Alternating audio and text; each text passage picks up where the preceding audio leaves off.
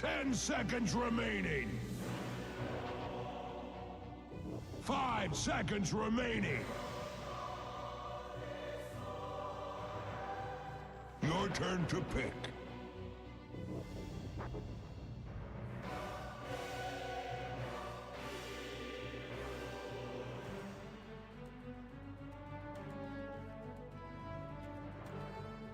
Ten seconds remaining.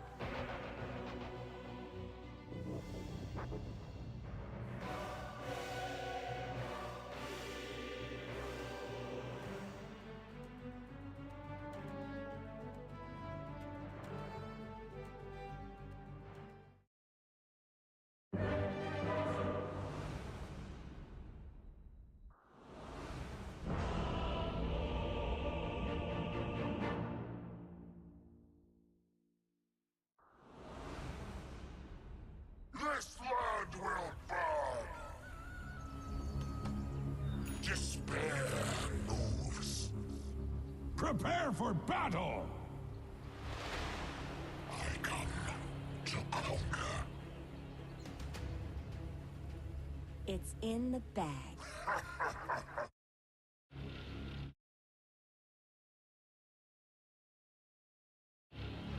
Immediately. The pleasure will be mine.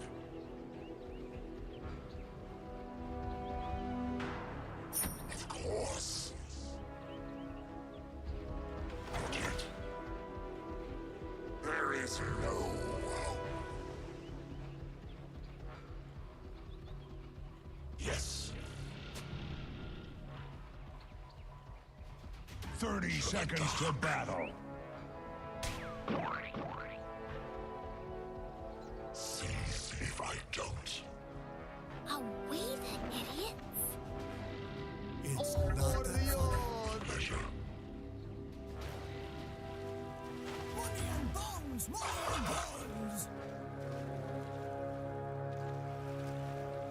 Without mercy. The battle begins!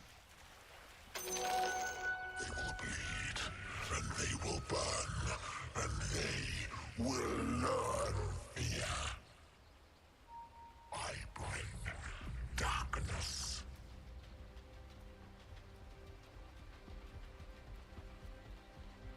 There is work to be done. Oh, yes. Absolutely. Oh, yes. To the dark. Without mercy.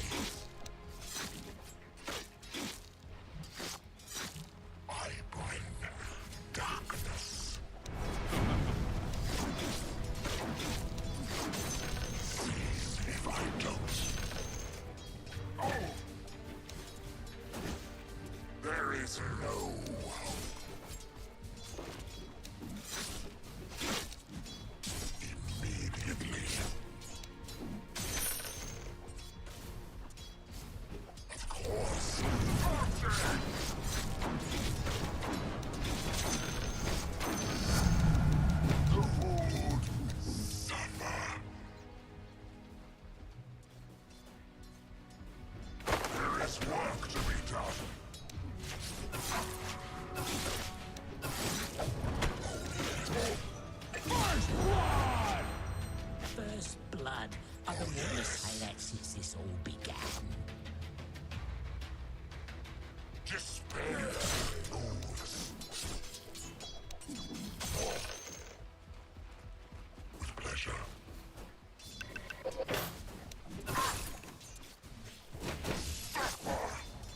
Your lord is under attack! Yes. The pleasure will be mine. I come to conquer.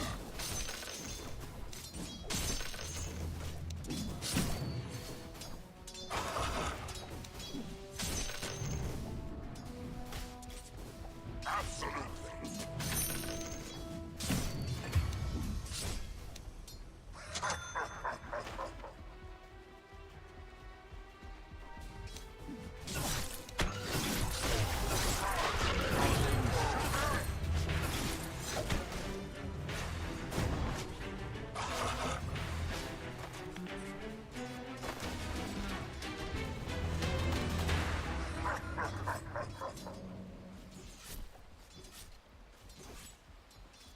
Yes.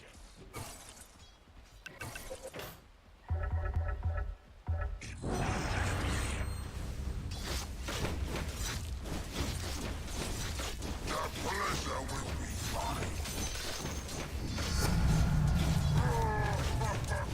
There is no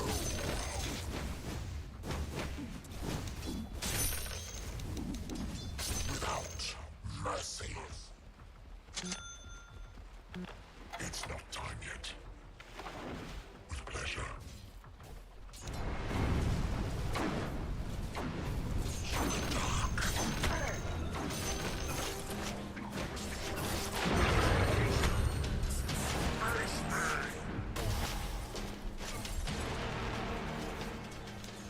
I come to conquer. Absolutely.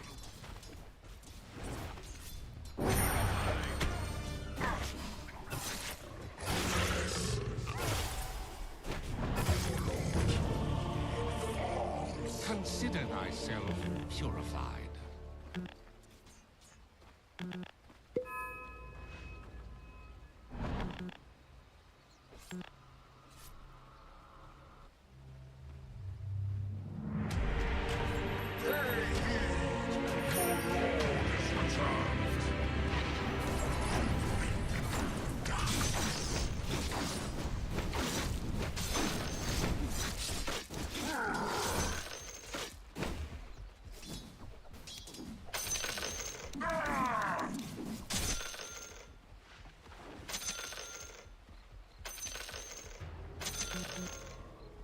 There is work to be done. Despair moves. Oh, yes. Proud to me. My power. Their mismatch, of course.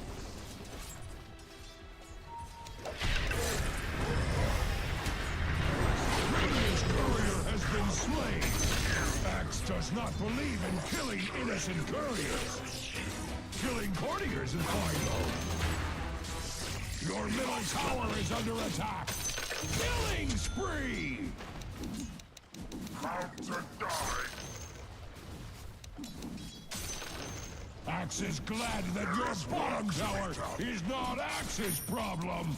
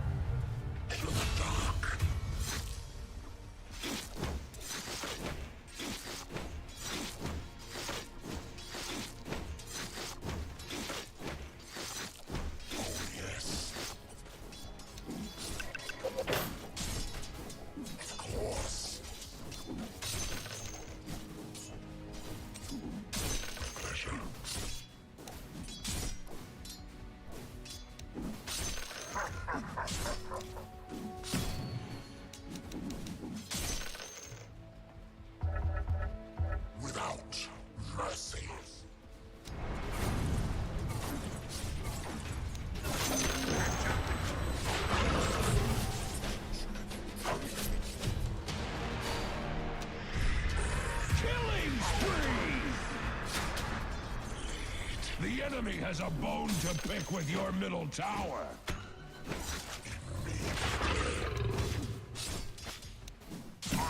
Your middle tower is under attack! The pleasure will be mine. You pray to the heavens only night. But do you know what power? The enemy has a bone to pick with your middle tower.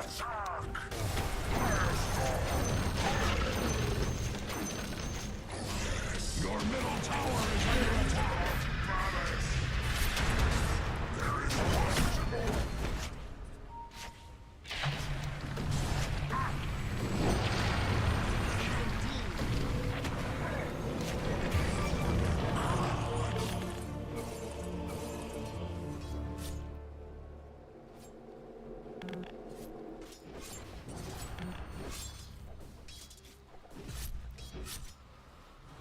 Dire's courier has been slain.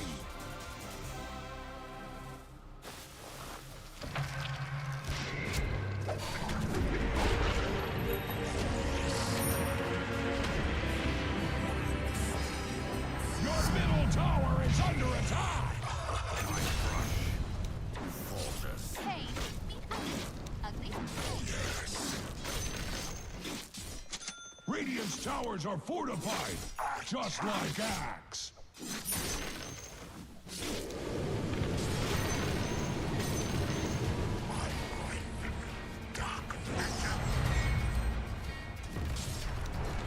Dire structures are fortified.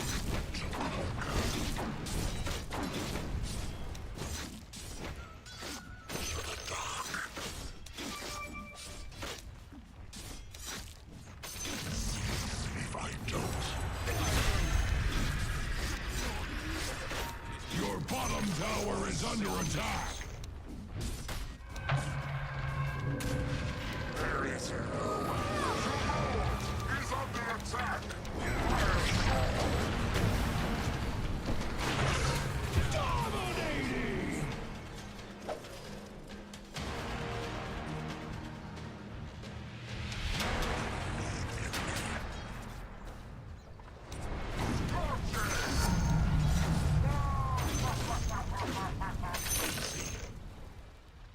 Despair moves. Careful. The pleasure will be mine. Absolute. Double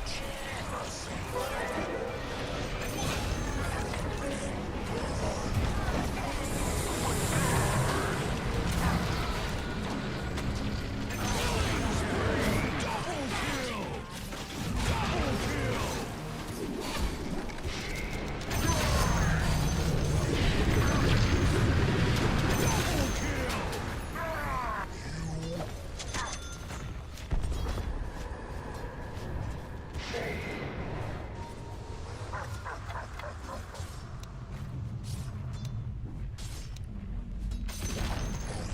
The enemy's top tower has capitulated to superior force! Axe brought his thesaurus! Pleasure will be mine.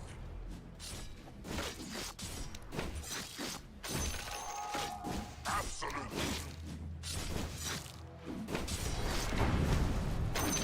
I bring darkness. Without mercy.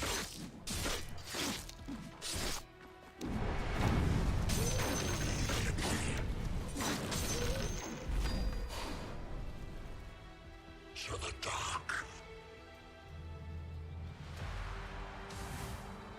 There is work to be done. I come to conquer. There is no hope.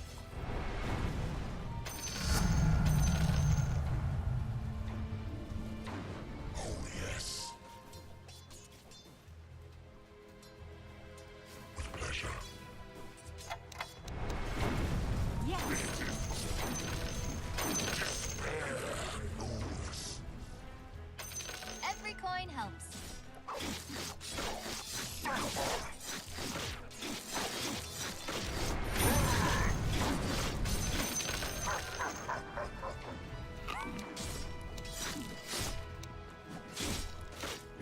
will not be spared.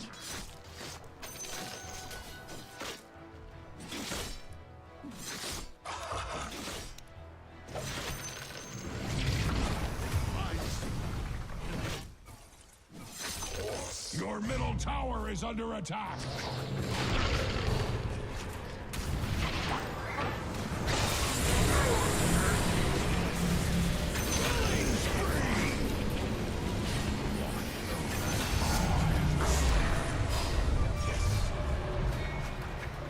He's under attack.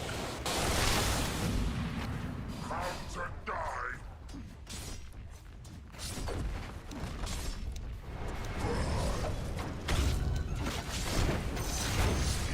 Like axe, the dire structures cannot be hurt.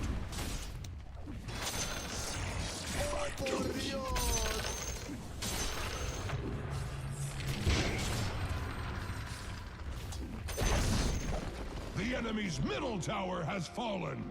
Oh, good day, sir, indeed.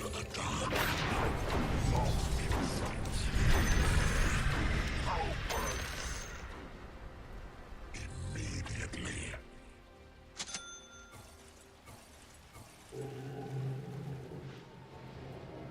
With pleasure.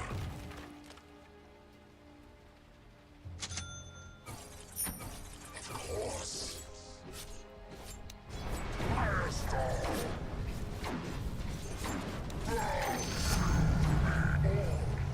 Will suffer. Oh, yes. Without.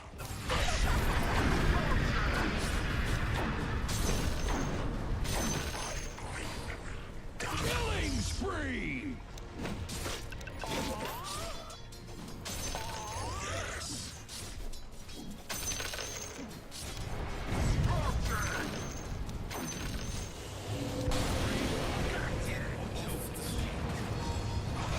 Dominating! Next life. The pleasure will be mine.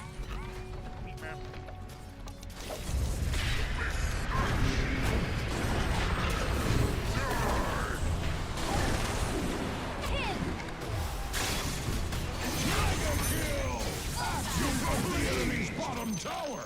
Axe approved!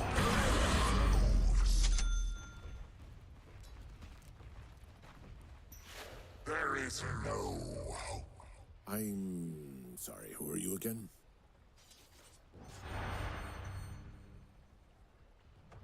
There is work to be done. Not yet. Ladies and gentlemen!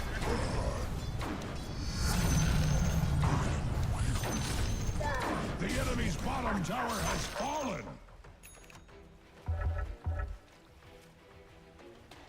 I come to conquer.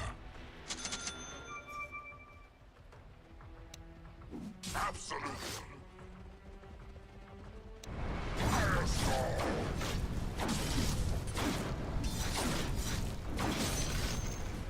Attack!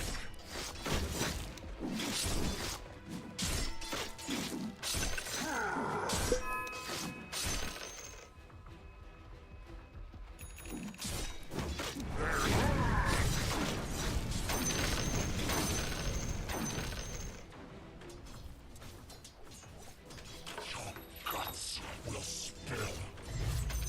Time! It's the time. Of malice. There is work to be done.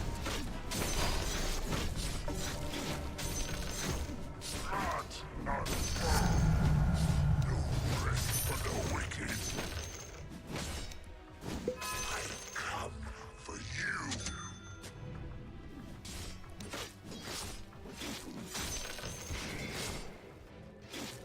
The enemy has a bone to pick with your middle tower! Firestorm! Oh, yes.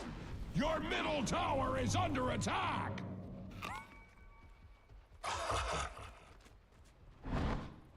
Do not keep me. Your middle tower is under attack!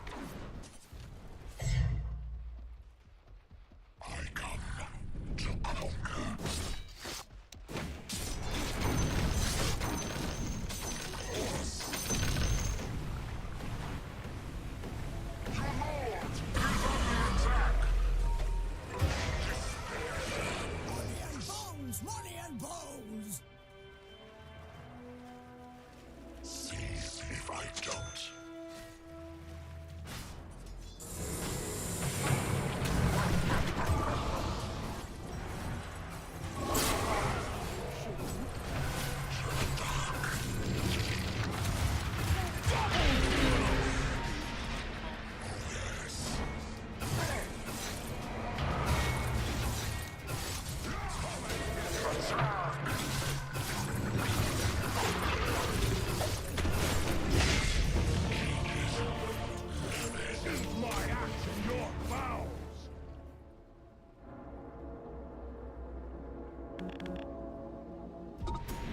Your middle tower is under attack.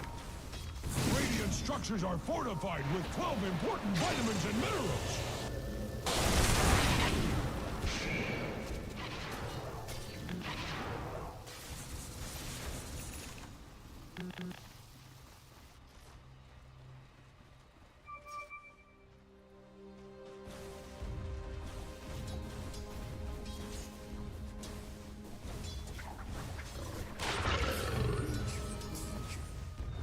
Your bottom tower is under attack!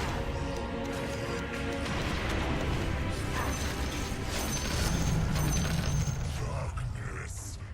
Yes. I bring darkness.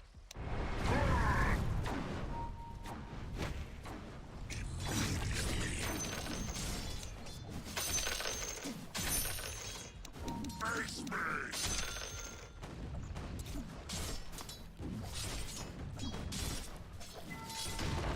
With pleasure.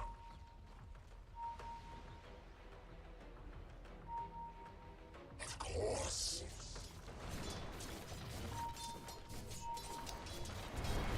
Torture!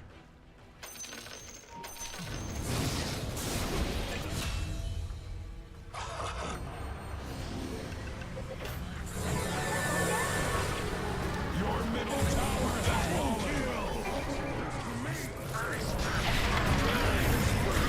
Triple kill! Killing spree!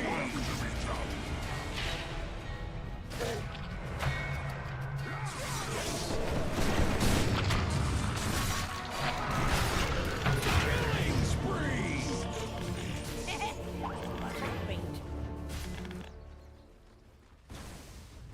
Puny Radiant hides behind their fortifications.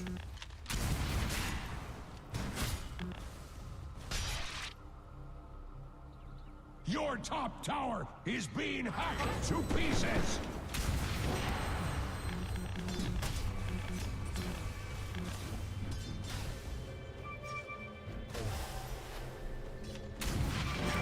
The enemy has a bone to pick with your middle tower.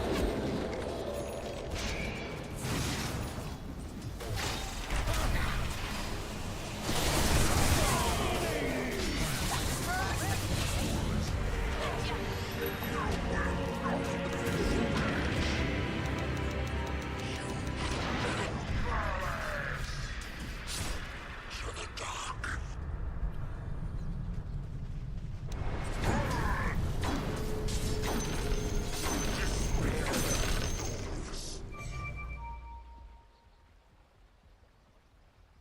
Seize if I don't.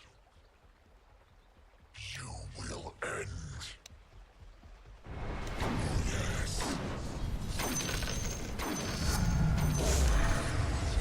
Is its own reward. The pleasure will be mine. Dire structures are fortified. Your middle tower is under attack like you can't even imagine.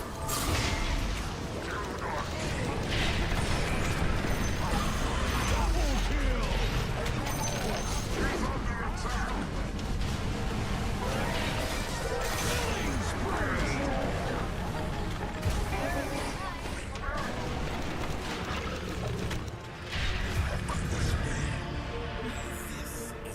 Money and bones! Money and money and bones! Money and bones!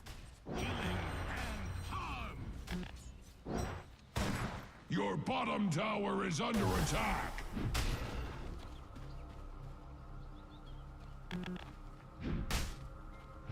Your bottom tower is under attack.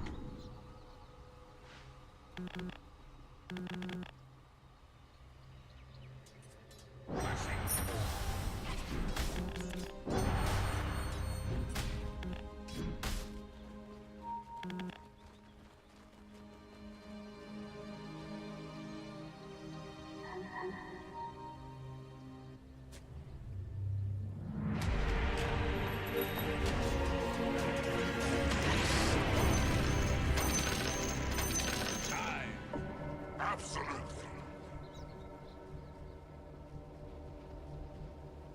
With pleasure.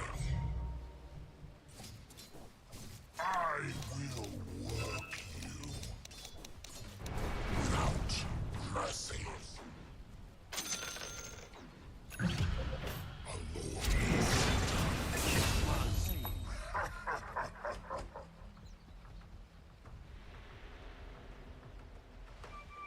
immediately.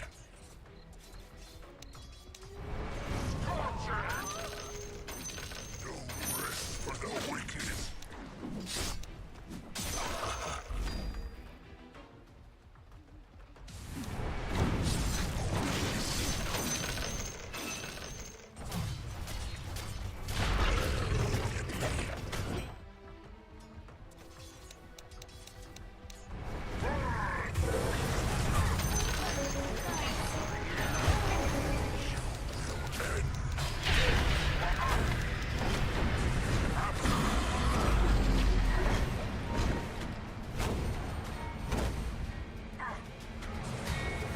Double kill!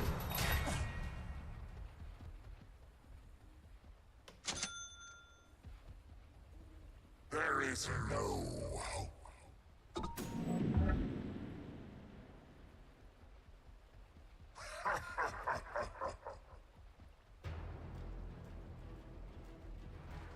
There is your lord!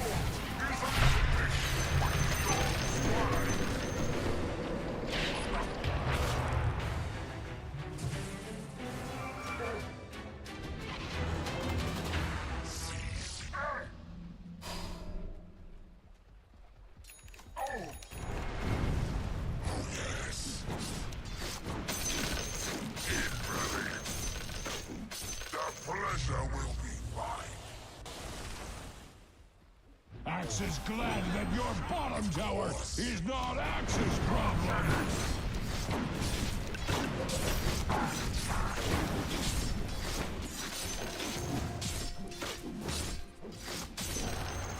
To the dark.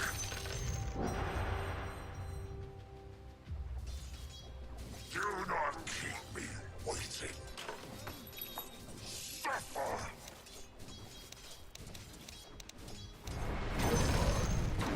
The Horde waits for my command. With pleasure. Despair moves. Firestorm.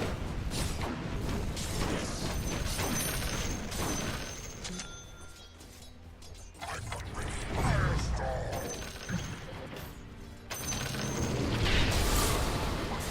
Killing spree! Killing spree!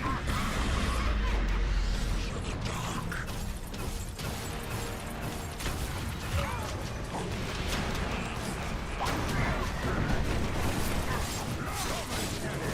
Double kill! Darkness.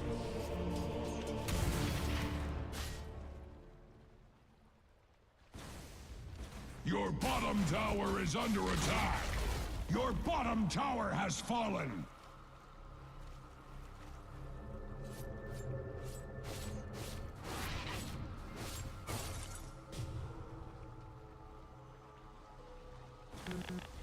Radiant structures are fortified. Your bottom tower is under attack.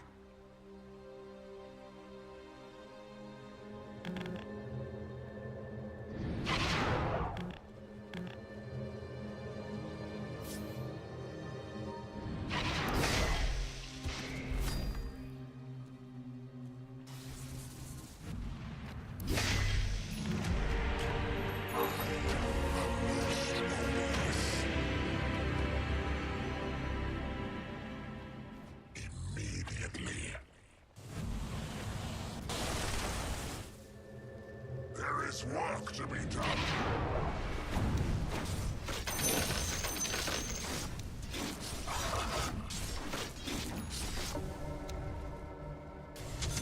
There is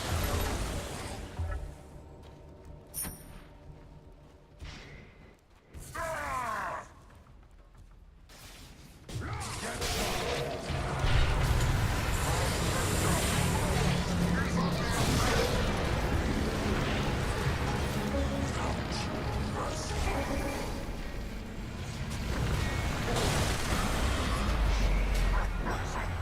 Your top tower is under attack.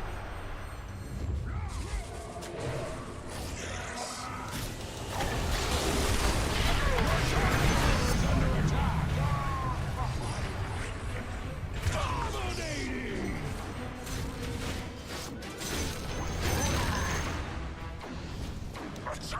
Your top tower is under attack. Despair. Dominating! Absolutely. Your top tower is under attack. Kill! Yes. Your top tower is being hacked to pieces. Seize if I don't.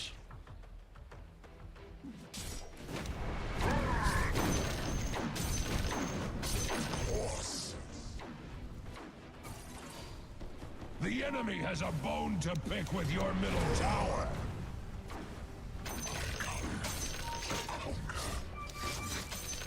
Your middle tower is under attack. Your middle tower has fallen. Ending the wounded. Them out of their misery.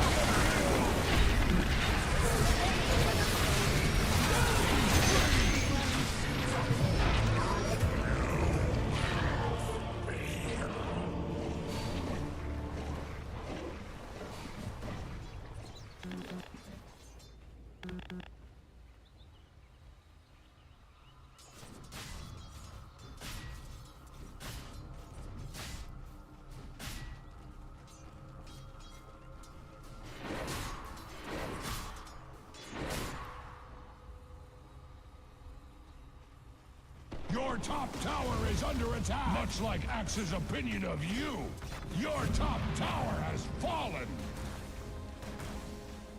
Your middle tower is under attack.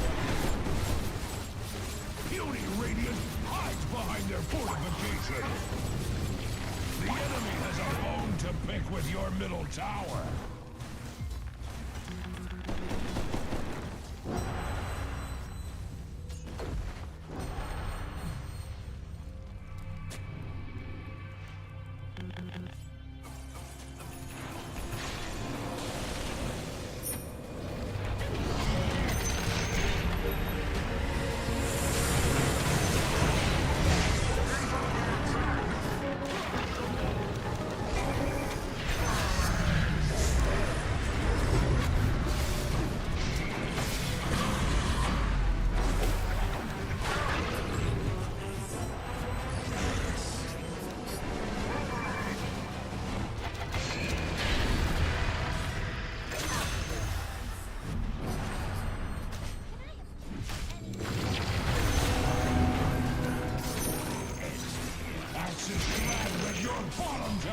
Is not Axe's problem.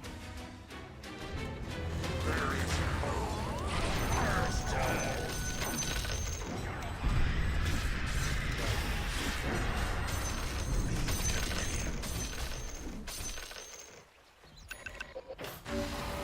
the pleasure will be mine.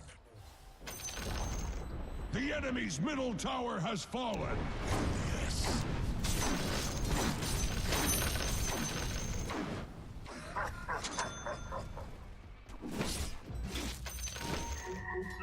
Dire structures can take all the hurt Radiant cares to heap upon it.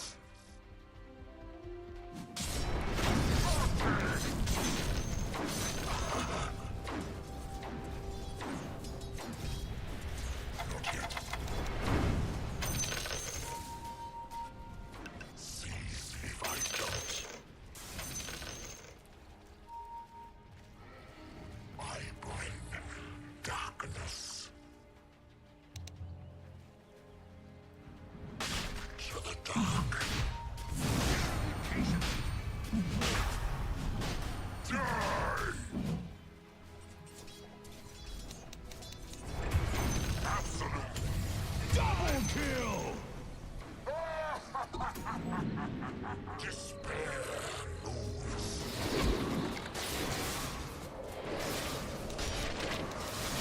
Immediately.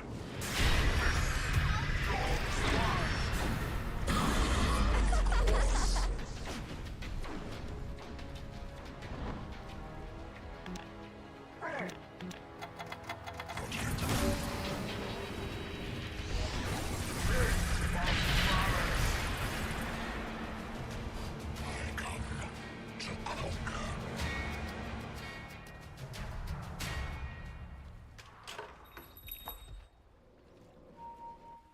I bring darkness.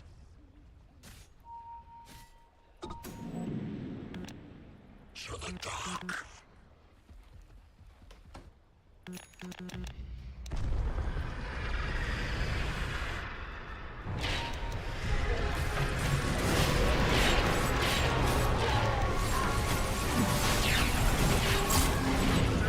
Roshan has fallen to the Dire.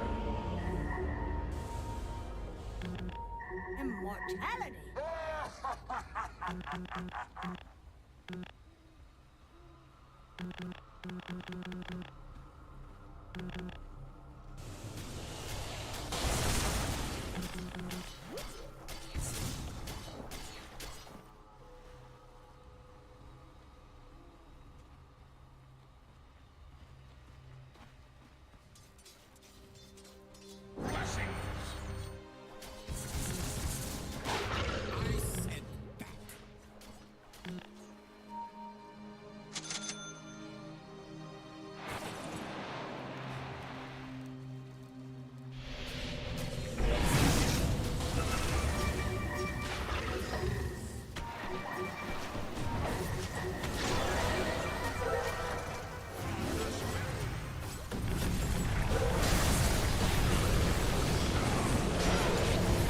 Your bottom tower is under attack. Killing spree! Your bottom tower is under attack.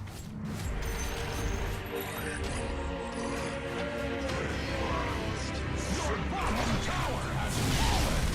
Are you going to do something about that? I'm not ready.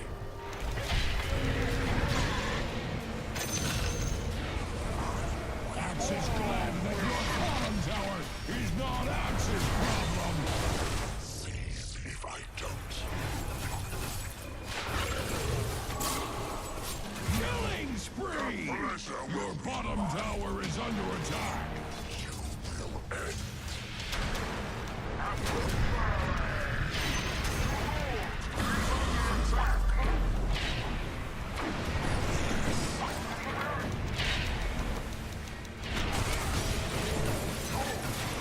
Axe is glad that your bottom tower is not Axe's problem. Your middle tower is under attack.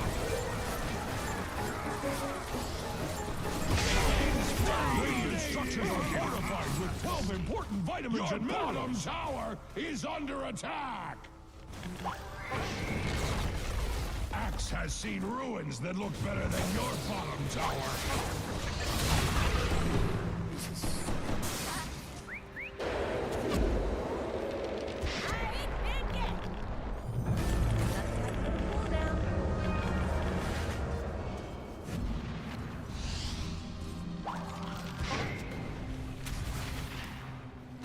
Your bottom barracks are under attack! attack! Time to channel the inner axe.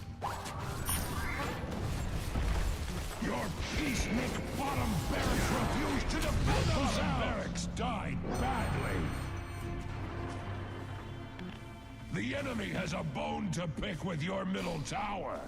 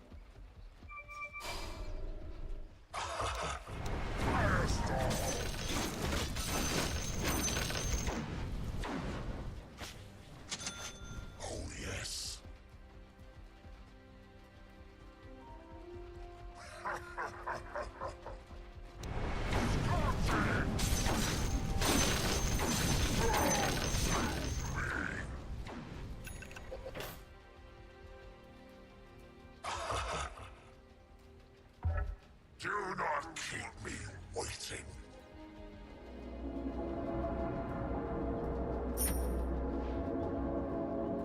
With pleasure.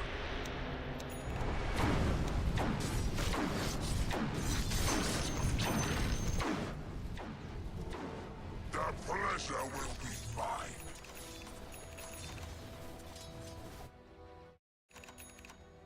There is no hope. I will skin them as they burn. Without mercy. I'll take that. You will end. See if I don't.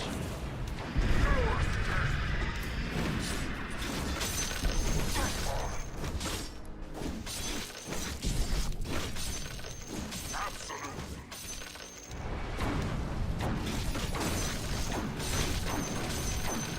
Yes.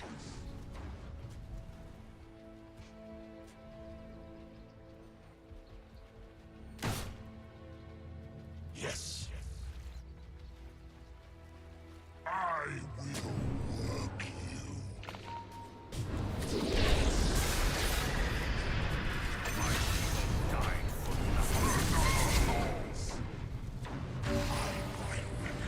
darkness.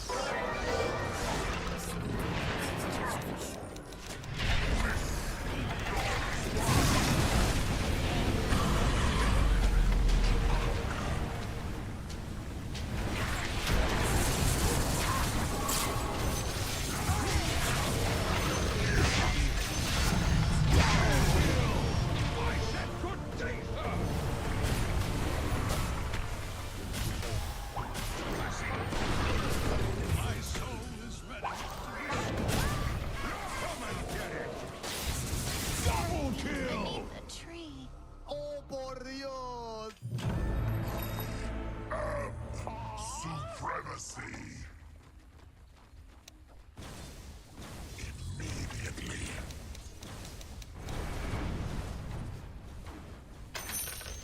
To the dark.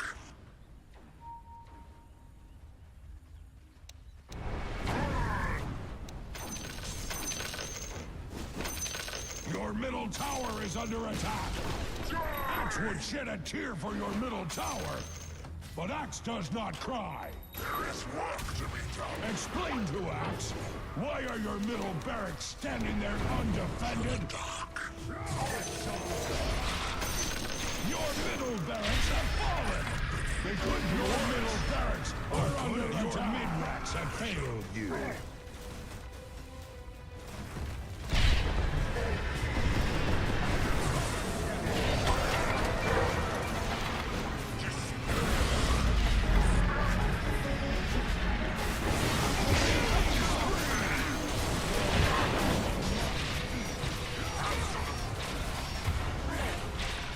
Your top tower is under attack.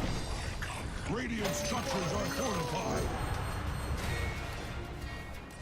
Your top tower is under attack.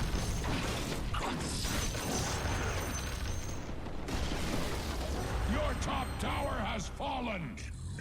Axe wishes Axe could defend your top racks. There is no... Look at your racks. Now look at Axe. Your top racks are under attack. Axe is tempted to join the fray.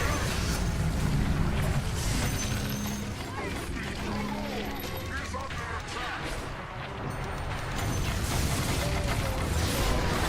Your top barracks have fallen. Your tower has made a breach.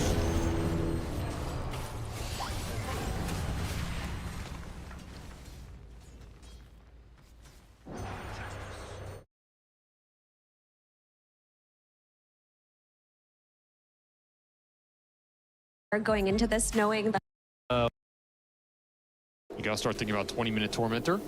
You want to take all the early objectives with this Beast Helm, if you can. All right, they all get out. Nobody's going to be caught on this side of the map from Rune Eaters, but people.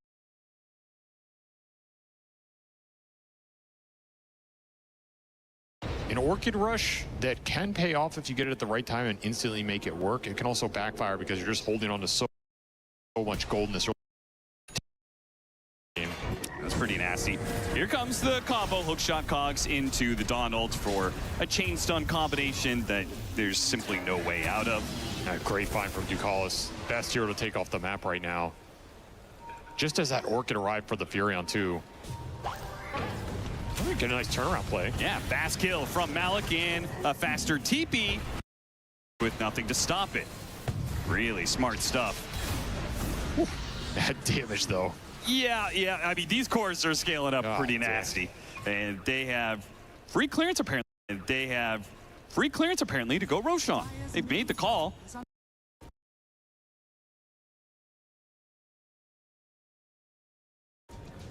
Oh yeah, this SF can take it down very quickly here.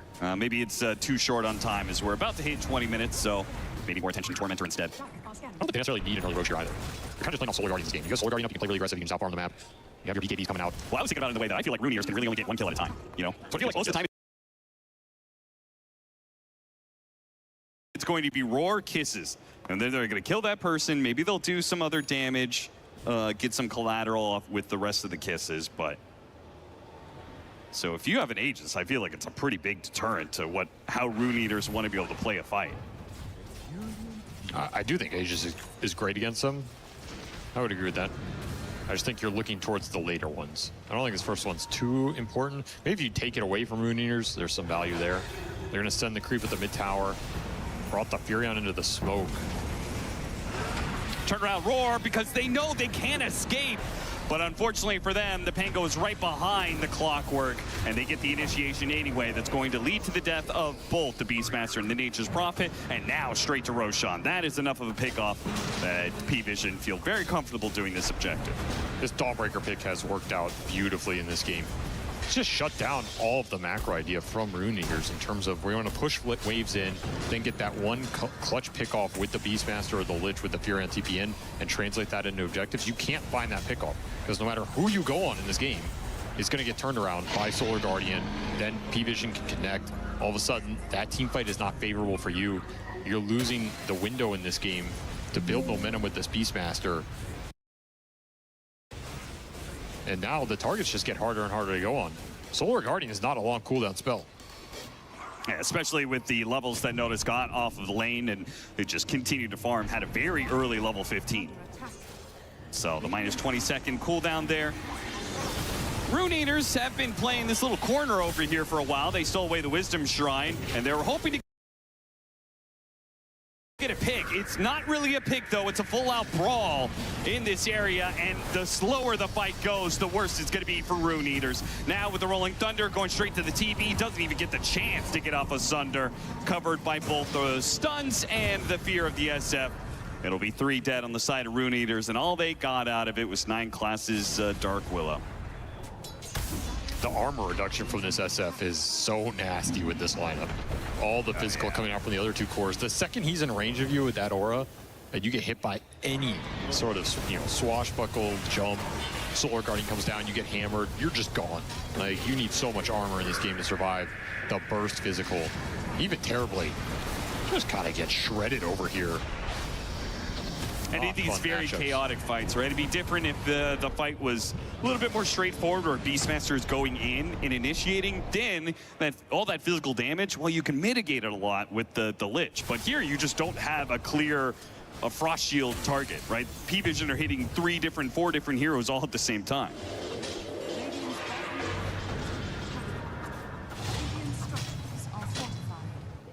Feels like at this point we're left with Rune Eaters being able to do the ghost shoving and some hitting of towers, but no real game plan to take fights. You're just also not outscaling them here. Yeah. With the investment in the Orchid on the Furion, the Helm of the Overlord on the Beast, it's going to take a long time for the ultra late game Snapfire to kick in here because it's an off-lane snap. Don't have the same level and pace and trajectory as the mid. Like, there's a lot of pressure on this Terrorblade to somehow win some team fights here. And checking in on Dark Lord. He is still behind the SF and the Dawnbreaker. 12,000 net worth. Manta working towards a Hurricane Pike, but nothing that is going to be that threatening to Parivision, especially with the tankiness of their heroes right now. You've got 3,000 HP on this Dawnbreaker. And he doesn't even have an AC. Like, that's just raw HP, but soon he's going to have a ton of armor. So every fight, he could just take the fight straight to the TB. It's a really nice AC battle game. It out. No one battling with something here. All right, well, seems the battle is over pretty quickly. They're ready to go. I think the minus armor is going to be overwhelming. From presence plus an AC, you throw any extra on top of that, and all these physical spells are just doing an insane amount of damage. You're getting harpooned, pulled in, someone's hurricane piking at you. It's going to be too fast, too overwhelming. Pike almost getting chopped up here. Hookshot gonna stop that one, and instantly the Dawn ult behind it. Too fast. You do not have a backline against this combination, whether it's the Pango blinking with his Rolling Thunder or it's the hookshot initiation. Both hit the back line, and then the Dawn ult dismantles it. They might just go high ground here. You have an amp damage Pango, you have a Aegis for another minute and a half.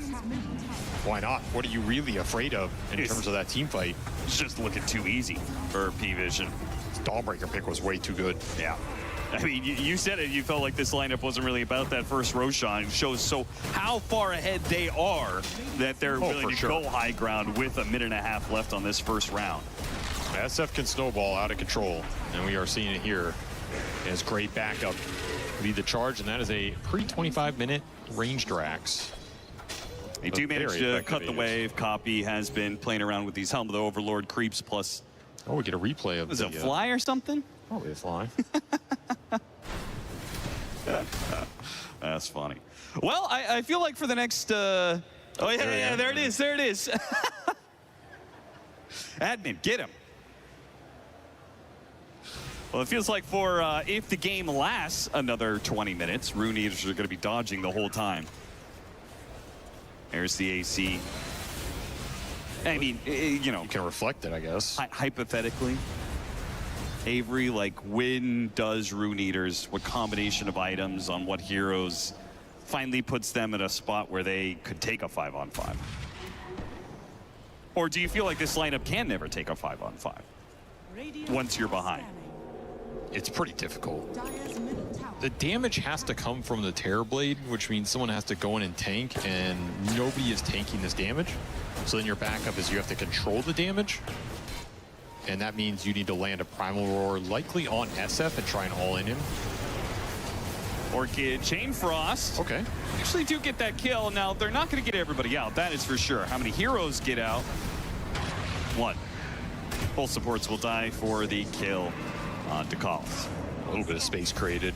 You have to see that kind of chain stun off a Roar that goes onto one of these big cores, where a Chain Frost can do a lot. Wrath of Nature comes through, Kisses on top. You can kind of burst some of these targets if no saving item comes out, which technically there's still no saving item in this lineup. The one Hurricane Pike is on Satanic, so if you go on him, nobody's going to be able to Force Staff Glimmer him or anything. You do have a shot to all in this SF, and I think you have to take it. There goes the Roar, but it got out the BKB. That makes things awkward.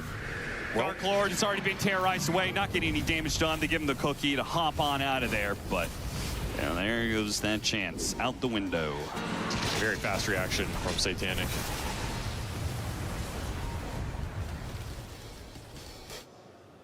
Oh, is the flyback? Put him on camera. Let me see. The fly is I don't know what the admin's supposed to do, right? It's like, you gotta catch it, bro. How are your fly catching skills? So we got it sharing that reaction speed. Well, maybe some outside forces are bothering Parivision, but nothing inside the game is really bothering them. 13,000 net worth lead at 27 minutes. Oh yeah, they're cruising. Ducalis himself, very greedy build-up. Soul Ring into straight Lotus. There's your defensive item. Yep. Throw this Lotus on the SF. Your ability to all-in him goes down considerably. You can even go into more Lincoln Spheres here. You can also throw him on the Pango to try and just let no one have a free go at it into that Primal Roar. Nine Class is going to go an Octarine third item.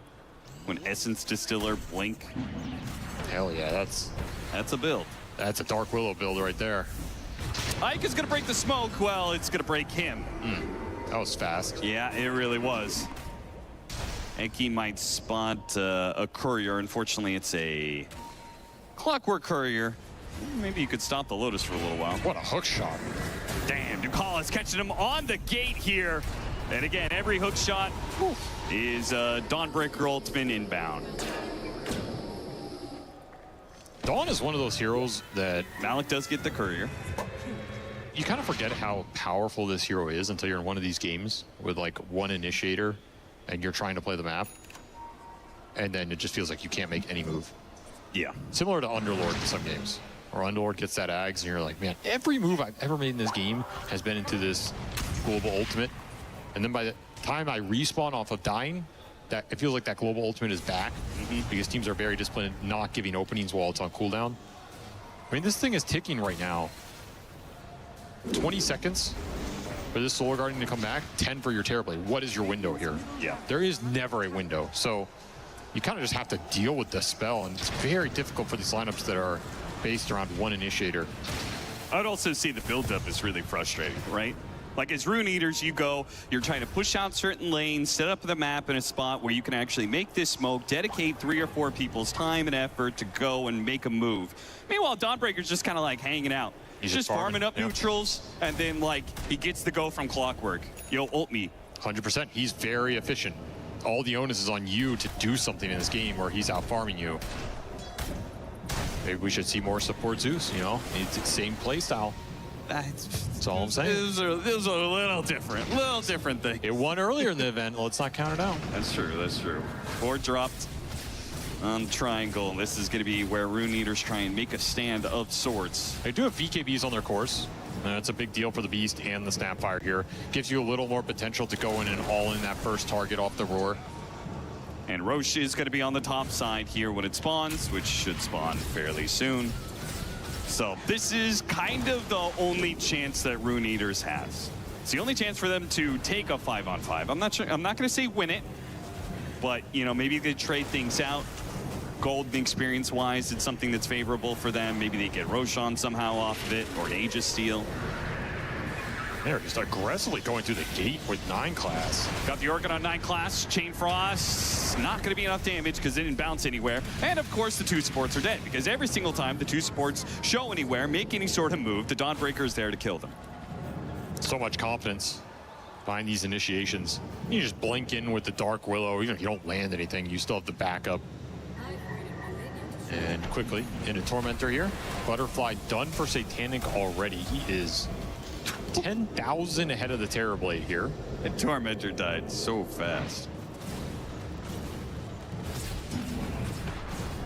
Level 23 at 31 minutes. I mean, I don't know, man. We're getting some crazy experience numbers in these games lately. Free map. They're going to make the most of it. You have to contest this Roshan now. He has 1,000 experience per minute. It's not bad. I'm not surprised that Parivision aren't just doing Roche immediately. I mean, you don't have to, but yeah, it's the one chance that Rune Eaters has, right? In a way. So if you're Parivision, you don't have to do anything until you have a clear enough advantage that it's guaranteed. They just got Satanic on the Dawnbreaker as well. The scale is just compounding here.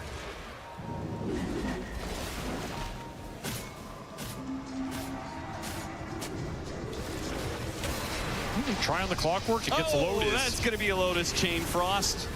Not that he was going to survive either way there. Instantly getting jumped by Parivision. Terrorize goes out. They are actually going to try and save 9 class, but the kids are going to rain in on him. Copy's able to get away with his BKB, but oh no, Dark Lord has been chain stunned. Pango finds him with the Rolling Thunder, and then Satanic just kind of casually walks in and ults. Yeah, that's going to be the Terrorblade issue for the entirety of the game. Pango picks up very good against him.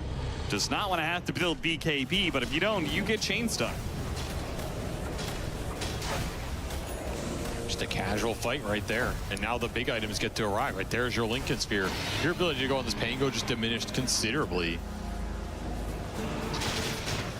You got an extra life on the SF. When that Aegis expires, he'll have a Satanic to replace that. So you're kind of always dealing with an extra life on SF at this He's also already almost level 25, which is just, it's going to be insane this early in the game.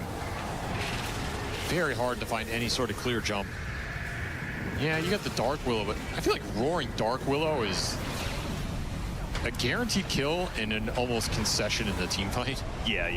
You're saying, I'm going to get this guy and get the hell out. Yeah, you have no staying power. No. This Terrorblade would need 2 or 3 more items. Like, he would need Satanic, BKB, Butterfly of his own to be able to stand there after Roar goes out on a support. So this is going to be Satanic hitting high ground. He is 3 experience off 25. Wave Very spawns. Unlucky for the man. He gets 25. Now those Shadow Races have the potential to 1 or 2 shot heroes. It's got to be one of the most obvious talent choices at 25 in the game, right? Oh, 100%. I've never Souls seen... grants 30% cast speed is so whatever. I don't think I've ever seen someone take that talent.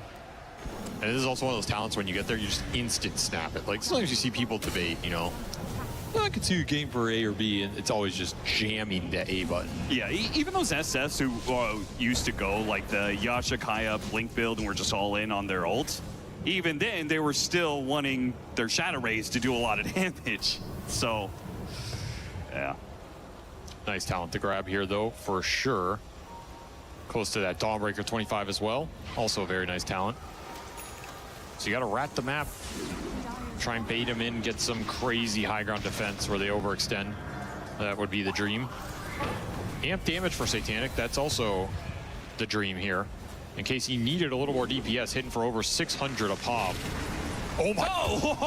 Oh, goodbye! Yeah, you can't do that. Can't get anywhere near this man right now.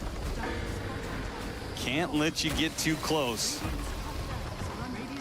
2 lanes of barracks. Rune Eaters. I mean, they're hanging on a thread here. Don't really see even like theory how they could win this. You get someone in the fountain? Yeah, with what mechanisms to relocate them into the fountain? I mean, that's for you to figure out, you know. Okay. I just came up with the idea. You figure out the mechanism. All right. By 5 Force Staffs. Drag them somewhat close to can't your roar fountain. Nope, not against the Lincolns, not against Lotus.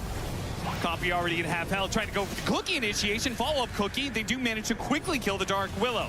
But the Rolling Thunder has stopped a lot of things. Now the Dawn ult is going to come in. Once again, Dark Lord is in the middle of this, getting stunned up. Noticed. Yeah, man, he is so tanky. These shots in the Terrorblade do nothing to him, nothing to Satanic either. Just get a big Sunder battling back. Gotta look for the big Sunder here. Yeah, it's your only option. But Parivision already resetting. And between the Lotus and the Lincoln's opportunity here, how do you get close enough to get that? Just gotta send it in. Hurricane Pike in and get it. Oh, he goes for no one. The Lincoln's was there. There was nothing to break it. Well, that'll do game 1 here. Very decisive victory from Parivision, and a lot to think about going into game 2 if you're Rune Eaters, because they've shown some good games here so far, but this was just an absolute demolishing, and on a strategic level too. Like, I think this draft kind of only does one thing. You get some tempo off of summons. You can play some early plays. I think some of that went okay, but then you're kind of designed around splitting them up on the map and finding that pick off of a roar. And if every time that exists, there's a Solar Guardian turnaround, then what is this lineup really doing? Then you're left in the, okay, we can trade farm and scale, but you're not outscaling in this game. Like, their Tricore is just way stronger, so a little outdrafted, I think. You got to go into game 2 and kind of try and adjust some of those things. Maybe a lower cooldown initiator for a copy in the mid could help a lot. I think it's really hard to play this kind of hero against a team like Parivision if that's your only go. Okay. So I would like to see that. And I honestly think their early game was fine. Like, their early game was okay to get into the mid game. It just stalls out in this type of lineup because it's too easy to read. You got to make the game either more chaotic or more confusing for Parivision in terms of how do we react to what's happening in this game, because the reactions are very straightforward. Someone's getting going on. I Solar Guardian and SF joins the fight. There's even a Terrorizer hookshot to help turn it around. And we're just chilling. We're farming. And the second we get that one turnaround, we go in Roche, we go in Tormentor. This game is accelerating. The Terrorblade had the worst start of everybody, so he can't help you pick up the slack. Yeah. And this game just ends up looking really one-sided. It's got to be very frustrating. Like, coming into this, you know, Copy said it, you said it. Like, Rune Eaters had what they thought was a very strong idea of how to be able to play the mid game. And in some ways, they did execute that. It was just one hero pick counters it so badly. And a hero that I imagine, like, we haven't seen much Dawnbreaker in this meta. They probably haven't been running into it at all in this run through. So, yeah, just great drafting from Parivision. Not much to think about for them going into game 2, and a whole lot for Rune Eaters. Thank you very much, gentlemen. Yeah, Parivision taking this game in particular was maybe not that big of a surprise, but the way they did was a lot more convincing than I think we saw coming, because we figured this Lich Terrorblade was going to do maybe just a little bit better than what it ended up doing, Effie. Yeah, that bottom lane was unfortunate, I would say. I think they killed Terrorblade 3 times in 7 minutes, and at some point, Terrorblade had like lower net worth than the enemy support within the first 10 minutes of the game, which that's not a position you want your last pick Terrorblade to be in, because in that mid game, they were bringing Satanic's SF to almost every fight, whereas Dark Lord just had to sit in the jungle and play for the comeback game. Yeah, they were putting quite a lot of pressure. I mean, this Dawnbreaker, I don't know if they respected it enough. Sure, the carry-to-carry matchup is okay, but the lane is definitely not okay, because you have nothing as TB to stop Dawnbreaker spells from going off. You have pull from Lich, which you're getting also slightly later. You're also not maxing out your things, so it doesn't feel as good, and they got pushed out of the lanes relatively early on, which does open up, you know, Dawnbreaker to get solo levels. It does allow 9 class to move to the mid lane, contest the 4, contest the 6 and 8-minute rune, knowing that Dawnbreaker, she can also come into these fights. Yeah, and I think what you mentioned, Lacoste, is you just free up 9 class, right? You get that bottom tower so early on, and that Dark Willow just sits mid. And Copy on his Beastmaster did actually end up winning mid, but Parivision just brought the heroes to him, and they countered any of the plays that he wanted to make, and they couldn't play through their highest net worth hero either. Yeah, cascading effects there impacting Rune Eaters quite negatively in that why couldn't the offlane help more with that? Why couldn't there be rotations coming out from Eki? I mean, he's an Nature's Prophet. Could be everywhere.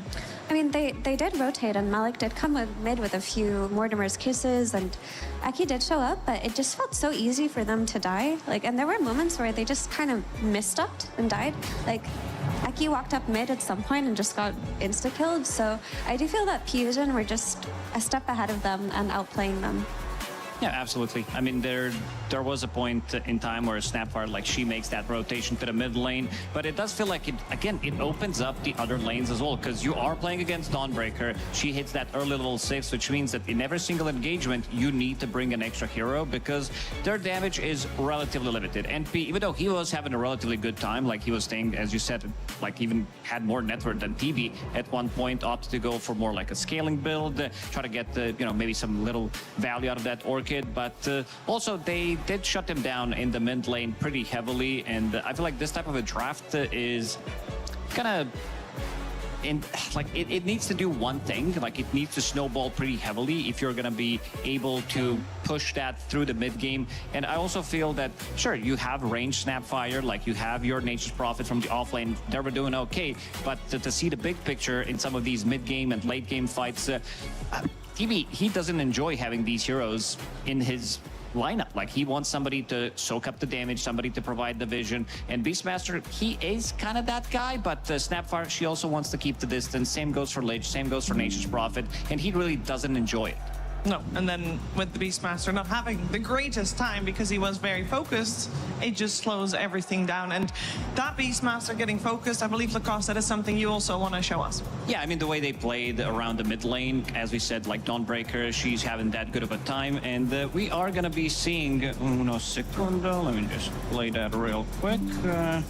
The Technologia is not working at the moment, so let me see it again. Yeah, here we go. There it is. We made it work. And yeah, they're making a move onto no one, trying to, maybe get something done, maybe try to relieve the pressure from the side lanes, but they're going to be able to get the kill. Like, they don't have any vision on the high ground. Cogs, they do provide vision. So even if he didn't hit him with the Cogs, it would be a hit from 9 class that could potentially end that Beastmaster in the mid lane. And again, like Copy right now, he's in an okay spot. They're trying to make a move. The Kalis again rotating from the top lane, making sure that everything is going to be okay for his mid laner. He did pick it up, and again, Dawnbreaker hitting that relatively early level 6, 8 minutes in. She's also kind of level 7 at this point, so he's getting baited. And there's going to be another clip where no one this time around, he's the one initiating, using Rolling Thunder and immediately stopping it with another Dawnbreaker connection, making sure that they are getting the value out of that hero. Plus, also because the supports, they were having that good of a time. Like, we even saw Clockwork being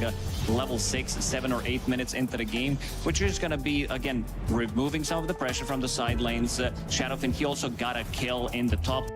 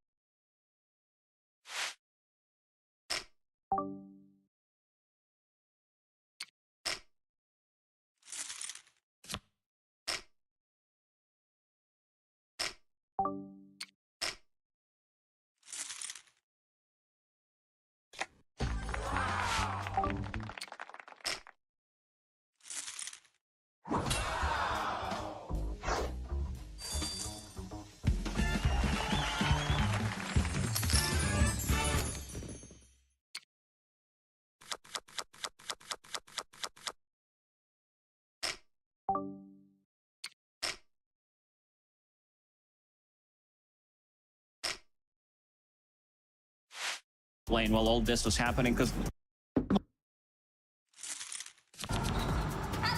a little moment for our chicken as you hear here over on the BR stage, the Battle Royale stage, all the energy that's happening because we're seeing Free Fire happening just behind us and all the action through it though. My good friend Barney is here with me to tell me what's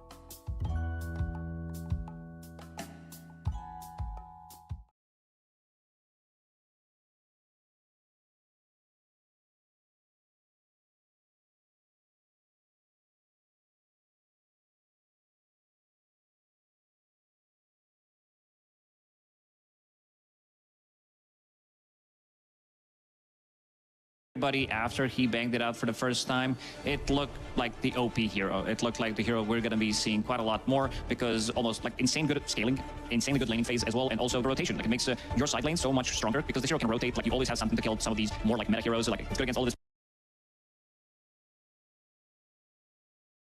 It's good against Puck. Even one of the reasons actually why Puck doesn't have that good of a win rate. And I'd be really surprised if they don't ban Darkseer on Rune Eaters, because the pick out of phase goes to Parivision, right? You are correct. I mean, also, if they don't get the Darkseer for themselves or ban it, then SF becomes a much more comfortable pick for the team that took Darkseer for itself. Because you're not afraid of the counter pick. Yeah, there must be something other than Darkseer that they are considering to ban in this moment. Which other heroes come to mind that might be contesting that ban spot? I don't think they're going to be contesting Shadowfiend or Drow Ranger, because they want to be, okay, they're going to remove one, and I assume they're going to be looking to potentially get one for themselves. They get to pick and choose. Like we are in range meta, we saw like even Carolina being viable. We saw a good amount of Clinks as well. I think this hero is also highly underrated, considering the performances that the hero did have. Like it makes him super strong. You're not going to be beating that lane because of the turnaround potential, the stick, the fairy fires, living armor. This time around also, I think Trend Protector is going to be having a much better time. We've seen good amount of Largos as a response to it. This time around it is banned. Yeah, I mean, there's still always Enchantress. I think Enchantress is a hero that, you know, if Puppy's drafting for a team, it's always on his mind. That's one of his favorite heroes, and she functions very well against any kind of need for a dispel. But Coffee's heroes in Ember and Puck get taken out. Dark Lord's Tiny also gets taken out. I think the Puck would have been great for Rune Eaters, but they prioritized the Treant Protector first. The Darkseer does come out like we mentioned, and honestly, I think it's a mistake. But maybe Rune Eaters are looking to take an Enchantress or something of their own. I don't know if I'd be okay with them running like Inch Treant Protector. This is the hero that I got really surprised how strong the hero can be. I said earlier that this can be played from the carry role as well. We saw GPK literally not dying yesterday on the hero. He played it from the mid lane, did opt to go for the carry build. It was pretty much the only 2 times we've seen Lina from the mid lane go for this type of a build where you're scaling with the 4-staff/spike, BKB Satanic. But again, this is also an Eastern European team, a team that a lot of the times you would see them fall back to carry Lina in situations like this. Yeah, because against Earth Spirit, Lina does quite well, right? If they do put it in mid. Yeah, if this is also a mid matchup, Lina does extremely well. You're not going to be winning that matchup. But I feel like throughout the game, Earth Spirit is very good against Lina. Okay. And if it's a support Earth Spirit, then you happily play Carry Lina, because Carry Lina versus Darkseer is rough for the Darkseer. Lacoste, I just saw you cringe. Yeah, I mean, the reason why also Earth Spirit is very good against some of these matchups is especially Rubik, why the hero doesn't have the greatest win rate, why the hero has been kind of falling off, is we are in the Earth Spirit meta, and like, you're not gonna be stealing his spells. It's not like anything great that you can steal. Against the Darkseer as well, it's really not that great. And yeah, I see these heroes inside of Parivision. It's a lot of setup. It's a lot of ways to disengage the fight, and they are gonna pick Nature's Prophet on top of that as well, making sure that they can, like, I think this Nature's Prophet is also a preemptive pick against the Carolina that could come out, because NP in general, like we've seen this as a response from the carrier from the mid roll against all of these ranged turrets. It also keeps their cards close to their chest, because they can play this as a support Nature's Prophet as well. So your mid between Earth Spirit and Nature's Prophet is not revealed at all for the entirety of the draft, which is cool. But I do think Lina is a great pick in that sense that it can follow around the Earth Spirit wherever it goes. Shiro from Vici also played Carry Lina yesterday, and honestly, it's looking very strong. We've seen a variety of builds with pure right-click, but yesterday he opted to do Maelstrom into Aghanim Scepter, and he was just in every single fight as a Carry Lina.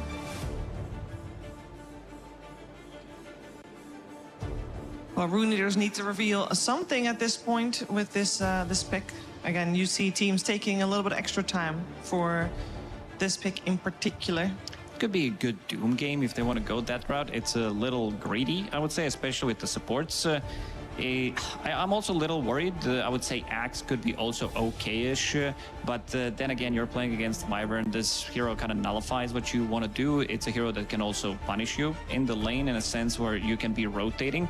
So they're going to go with something that's going to amplify the damage of the Lina, which I really like. A hero that can, you know, just beat a front line. We saw them lacking this type of a hero in the previous game. They really didn't have the Blink Initiator up until like a point where Beastmaster can be the one. But yeah, I think they are fixing some of the issues. But yeah, Lina been very impressed by the hero. I feel like me and Seb, we saw it a couple of times. We really didn't believe for the first 2 times, but it does so much better than you would expect it to be. And now, like, the hero just feels very, very good. Why would you go for Slardar over a hero like Centaur? I think Slardar is actually the mid laner in this scenario. Or, I mean, it will be flexed if that Lina mid looks better, but I think the Lina carry looks quite strong against Darkseer. But CJ has shown us that mid Slardar can pop off entirely and enable his carry, and it would be a good pick. If Earth Spirit gets played from that mid lane because they're laning against Lina, you may want to think, okay, let's just get a stronger support for 9 class so that we can lane against Treant Lina. In that case, Slardar counterpicks this Earth Spirit mid. It is a very difficult lane. Yeah, and also after seeing the Queen of Pain ban, I would say that this probably wants to be Slardar mid, because this is one of the matchups that you don't want to be playing against. And even though they have like good amount of control, like Queen of Pain, we haven't seen too much of a hero. It could be very good for this game. I do think that Rune Eaters need some kind of dispel, though, because the Rubik isn't really offering you that much. Like, you do have this nice curse that you can potentially steal, but unless he's buying first item mules, you're still going to suffer versus Darkseer Surge and his Ion Shell. Yeah, that's why I mentioned Doom. I think now that they picked up Slardar, there is high chance that they are going to go with Doom, because you also want to be having some scaling. Like, this hero scales insanely well. It's also another front line for your Lina. It's like with Slardar, you're never going to be lacking damage. You're never going to be lacking ability to go for objectives, to go for Roshan, Tormentor. Mm-hmm.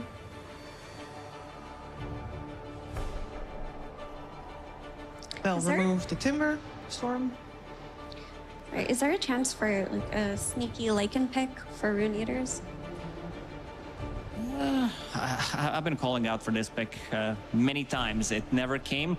Against Wyvern, it's not as good. It's still playable, don't get me wrong. I assume with this Timber pick, this Nature's Prophet wants to go to the safe lane as well.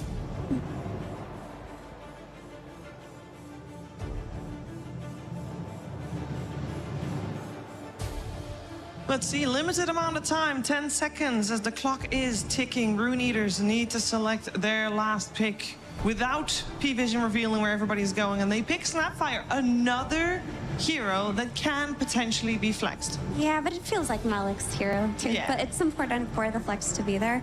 I think Snapfire was one of the good parts of their draft in that last game, and it feels like it was capable of a lot. Now you have a lot of bonus magic damage to be placed on top of whoever gets embraced by the Winter's Wyvern. It allows you to lane against the Nature's Prophet if that does end up being the safe laner. It's a good pick, it's solid. For me though, for Rune Eaters, I'm looking more towards the Slardar plus Lina combination to be what carries them through this game.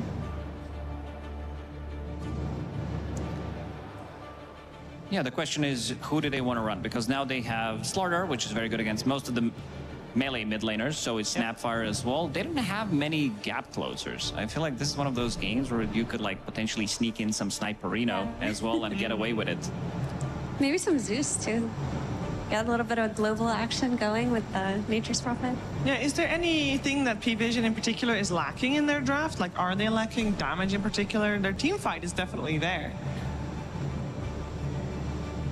I mean, I think it would be nice to just have secondary initiation and not depend only on that Earth Spirit. So Sniper and Zeus, maybe they don't fit into that, but then you have to balance, do we want a playmaker who can go in first for us, or do we want something that can lane against Slardar? Because if you throw that Nature's Prophet mid, it's also a good lane for Slardar. Yeah, NP mid can definitely work. It also works against Lina, so they have the option. It's just gonna be Pango in the end. Something that goes in first. They just decided to play for tempo. I do think that the flex is still open, but okay, no one picks it. I still think that's the Slardar favored lane, but Copy did end up winning his lane last game, and it didn't matter too much. So maybe that's along the lines of what they're talking about. They prioritize Pango's ability to jump on this Lina. Do we feel that they, on both sides, properly dealt with each other's first pick? Is this Dream Protector going to be the absolute menace that gets him first phase banned most of the time? Yeah, the heroes on their side are relatively tanky. They have quite a lot of saves, like especially in the mid game with Rubik, with the Shard, Cookies as well. Lina, deceptively tanky as a hero. Throw in living armor on top of that. It could be very tricky to kill her. Like, their damage is also not explosive damage by any means on Parivision. This is a bit more like damage over time once Magnetize kicks in with the Iron Shells on top of that. The Rolling Thunder, it needs to connect multiple times. Couple of right clicks from Nature's Prophet. So yeah, a bit of a slower damage type of a lineup from Parivision, but yeah, I feel like Rune Eaters definitely improved their lineup from the previous game, and I would give them like even higher chances to potentially win this one. Yeah, their draft in this game too looks really strong, and the safe lane looks strong. The issue with last game was that their safe lane just died way too many times, and that gave Parivision too easy of an early mid game. But if they can actually win with their Lina Treant lane, which you should win picking those heroes, it's gonna look like a different game. So I'm just looking towards that. Like, is Dark Lord actually gonna be a hero in this game too? Because if he can be, he's gonna pack such a big punch with the Slardar mid combination. Yeah, because one of the things that went wrong for them last time is that Night Class had the freedom to move, which brings me to the question, when there's a Darkseer Earth Spirit lane, which there will be on the side of Parivision, even if that lane is not going well, Darkseer can still get stuff out of the lane while 9 class on his Earth Spear rotates, right? So absolutely. Like he can still do that. Yeah, we've seen Darkseer just like if they don't feel like laning, they go to jungle straight away. They're still getting the CS as well. They can creep skip, manipulate the creep wave as well. This lane can always do something. Twin gate rotation, TP rotation with the Ion Shell on Earth Spirit. So you always have some kind of a play. Always a play possible when you have Earth Spirit on your team. Going into this game number 2, assuming that that safe lane indeed goes better, is the team, Rune Eaters, going to be able to play through copy the way that you want them to, Effie? I think so, because the thing about Slardar mid is that he's constantly running at you, jumping at you, and splitting up fights. Whereas with Beastmaster, it's like, you know the Primal Roar cooldown, you can track it, you can counter-initiate. But the counter-initiation from the Dawn, that was the problem in game 1, it's not the same in this game 2. Sure, there is a Wyvern, but as a Slardar, you can run in and out, disengage, pick your battles, so much more freedom for copy. A lot more freedom for sure, but they do have the Nature's Prophet also on the side of Parivision. So while it's not a Dawnbreaker, there is always chance and potential for the +1. That could be something that might be causing some troubles for Rune Eaters, but we're gonna find out. Will Parivision be in those semifinals against Yandex, or will Rune Eaters force out a game 3 to this one? We'll find out with Cap and SVG. Parivision in game 1 showed us why they're one of the most feared teams here at EWC. But now in game 2, it's time for Rune Eaters to show how they got here in the playoffs in the first place. And we're going to start off with an early smoke that just might net a bit of action. It'll net a kill, not a hero kill, but a courier kill. They get the little freebie here, a deep ward as well. You can still use this ward to contest runes. Some possibility for further action here. I think the draft looks a lot more solid this time around. They got the low cooldown initiator that I wanted out of that mid lane. It's going to give them some extra physical scale on top of it. I'm a huge Lina believer. You are. Could absolutely carry this game. Could be an obnoxious hero for them to deal with the Slaughter amp on top of all that long range physical burst. I could see it. I could see this game working out a lot better. Not as one-dimensional. Have a lot more skirmish power. Still a tall task ahead. Nowhere to go here. Somehow that smoke play from Rune Eaters. Yeah. Ends up netting the first blood for Parivision, and it's not even like they're going to get the bounty rune advantage or anything. It's still going to be a 2-2 split. I will say Parivision, like one of the big problems from game 1 was the Dawnbreaker really broke the way that Rune Eaters wants to be able to play the game. Do you feel like Nature's Prophet carry is able to do that kind of similarly? Another global hero that's just going to be able to kind of AFK, play the map, push in lanes, while still being able to join in on these fights. It's not only the Furion that's going to do that, it's the Darkseer too. Like you have the double side lane go shove that it can absolutely cause problems around the map. I view this draft as, I think Rune Eaters are going to have a better chance to win this game, for sure. However, I also think there's a higher chance they get run over even harder if the game starts to go wrong. Oh, okay. Just because I think this Parivision lineup can really take some small openings and just completely run away with it. Like if you start bleeding out some bad deaths in the lanes, this Furion gets a faster out than nature, he's compounding the advantage, he can just TP on this Lina. Lina is food in this game for a while. Especially with the natural gap close between the Pango, the Earth Spirit, and the Furion. It's a lot with Lina to deal with. You need 2 or 3 items before you're able to sit there and kind of fight back or deal with it in any capacity. So I'm a little worried that this game could snowball a lot faster than game 1. However, I do like their draft a lot better. So as long as they can make the lanes work and not give up too many bad pickoffs or something like that, play through the Slaughter, I think Copy could be a force to be reckoned with in this game. They picked the Pango into that Slaughter, will give him a nice laning phase here. Like earlier we saw him choose not to chase 9 class. Good neutral creep tonight at least, but not bad. Yeah, he I thought he was knowingly going like, okay, I can't chase after them because it's a double Ion Shell melee hero combo that I just can't really beat. And I don't want to just give away kills. And then he still walked into it anyway, trying to stop these pulls that 9 class is up to. Fortunately, he doesn't give away that much thanks to the neutral creeps, but one of the Ion Shells got purged by the Satyr, so a little value there too. Making a quick gank on the mid. Copy feeling the heat in this one from that roaming Earth Spirit. I mean, didn't have a shell on him. If he can still get the River Rune, then it's kind of fine, and he will, so. He's chilling. Still a lot of resources in the bank. You have the Living Armor as well. The Living Armor is going to be really nice in this game. Just try and prevent some of those cheeky kills from the roaming Earth Spirit from coming out. And you should guarantee your Lina free farm. So that's going to be a massive difference, as the panel said. This is not going to be a Dark Lord that got completely bamboozled into the jungle early on. Yeah. Should have a lot more to play with. Still worried about some of the rotations onto this hero. But if you can avoid some of those and get up to fast, you know, boots of travel, if you're going to go the Maelstrom, fine. I think it's an okay item on this hero. Not as good as it used to be, but totally fine now. Into that Ags, then you're joining fights and you're a powerhouse.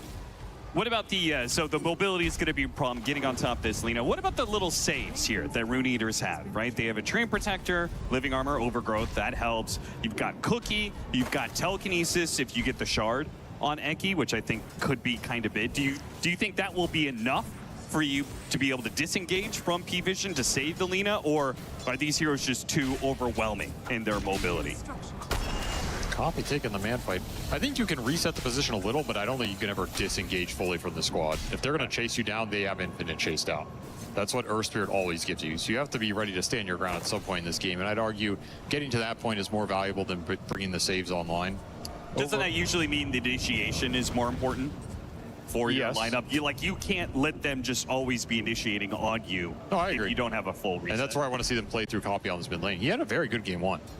Beast is just not a low cooldown initiator. He had to play for a really expensive item in that helm. The Slardar is going to be a lot faster here. And the Slardar can do some serious work in this game. He gets snowballing. Oh, managed to get Eki inside of the Sprout. He's got Lotus, didn't opt to pop it. Yeah, I think he could have lived there, but maybe he decided it's not worth to just limp along, especially with Malik kind of being low. Somebody needs to go back and get a fresh round of items for everybody. Fair way of looking at it. It's not first blood. You're not giving up that big gold injection, as Ike is just battling for these wave pulls. He's going to do his best to be annoying at least. Give some extra information. The Darkseer's just jungling straight up. They kind of abandoned playing this lane heads up, which I think is fair. It's an absolutely fine way to play against Lina Treant. Not the easiest lane to contest for anybody.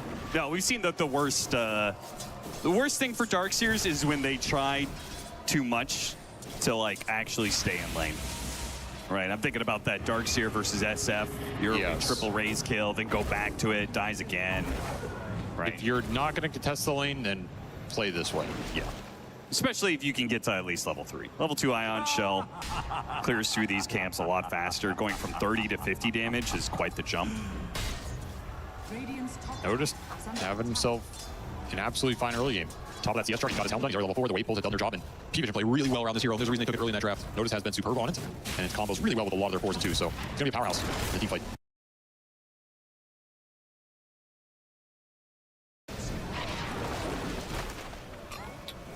Ike hanging out here, right on the edge. They are going to turn around and go for Satanic. Now, the Earth Spirit's going to show himself, and they do have the Cold Embrace. They're all focused on Satanic. The Cold Embrace has made things linger so long that Rune Eater's going to lose this fight. They get the kill, but it's a 2-for-1, especially with the Ion Shell that was put on 9 class before he TP'd in. That adds a lot of damage, and now he gets the raw to Eki. They're going to go for the 3rd kill here. 9 class is going to die for it, so Eki actually picks up a double, but ultimately a 2-for-3. Nobody in lane anymore can secure this 2nd Lotus. And all of a sudden, your Wyvern is almost level 5. And he gets the benefit of all that XP. Nice here to get some extra levels on. Higher level than his carry Furion. Satanic probably not happy about that, but happy to make the trade for the team overall. Does leave this Lina completely alone top. If you're going to put pressure into the Snapfire lane, I think Rune Eaters are totally fine with trading heroes down here. Like, this is a good lane to attack. You're attacking the Furion, which means the Furion can't turn himself into a numbers advantage in a fight elsewhere on the map. Right. And you're kind of fighting around a Snapfire, a hero that should like to fight early on anyway. Meanwhile, the Lina's getting solo XP. He's pulling ahead of the Furion. These are kind of all the things you want. So I do like the point of attack there for Rune Eaters. I think that's a fine lane to go into. This is a much more difficult part of the map to attack. Oh, you this really kill would be well. so sweet if they could get a telekinesis toss back into Copy. Managed to get off the shield crash though, and that makes a hefty difference. A little bit more slowdown on Ike, and Copy is now outnumbered. Our Dark Lord's going to come in and try and help Laguna Blade, but no one has already retreated, and Copy is going to end up dying to these Ion Shells. Once again, the Ion Shells are doing some work here. Dark Lord can still clean up a little bit. In fact, he's going to clean up maybe a lot of it here. As no one would jump back in on the shield crash. That was a crazy move. It's because Satanic said he was going to join in on this fight. It's so long. It does manage to stop the TP away from Dark Lord. Oh, he TP top after the treant went there. Yeah, that is rough. I'm not sure he would have made it out anyway. That damage was a lot with all the treants hitting him. But an unfortunate long TP after a great team fight for the Lina ultimately go down. Oh, Ike's going to try and get there. Oh, and notice he didn't go straight to the shrine, so he thought, you know, oh, I'm just going to farm up these neutrals, clear them out so it respawns at 8 minutes, and then I'll take the shrine. Well, Ike does manage to take that away from you at least. Double waste of shrine advantage. If the Lina were here a little faster, this fight's going to look a lot better because you missed a lot of time to put damage in onto the amps, and that's an Arcane Rune Slaughter. Right, Copy's going to get a lot of amps off here. He's going to get multiple crushes. The Pango almost burned out as well from the slow burn. That would have made a big difference. These little things adding up.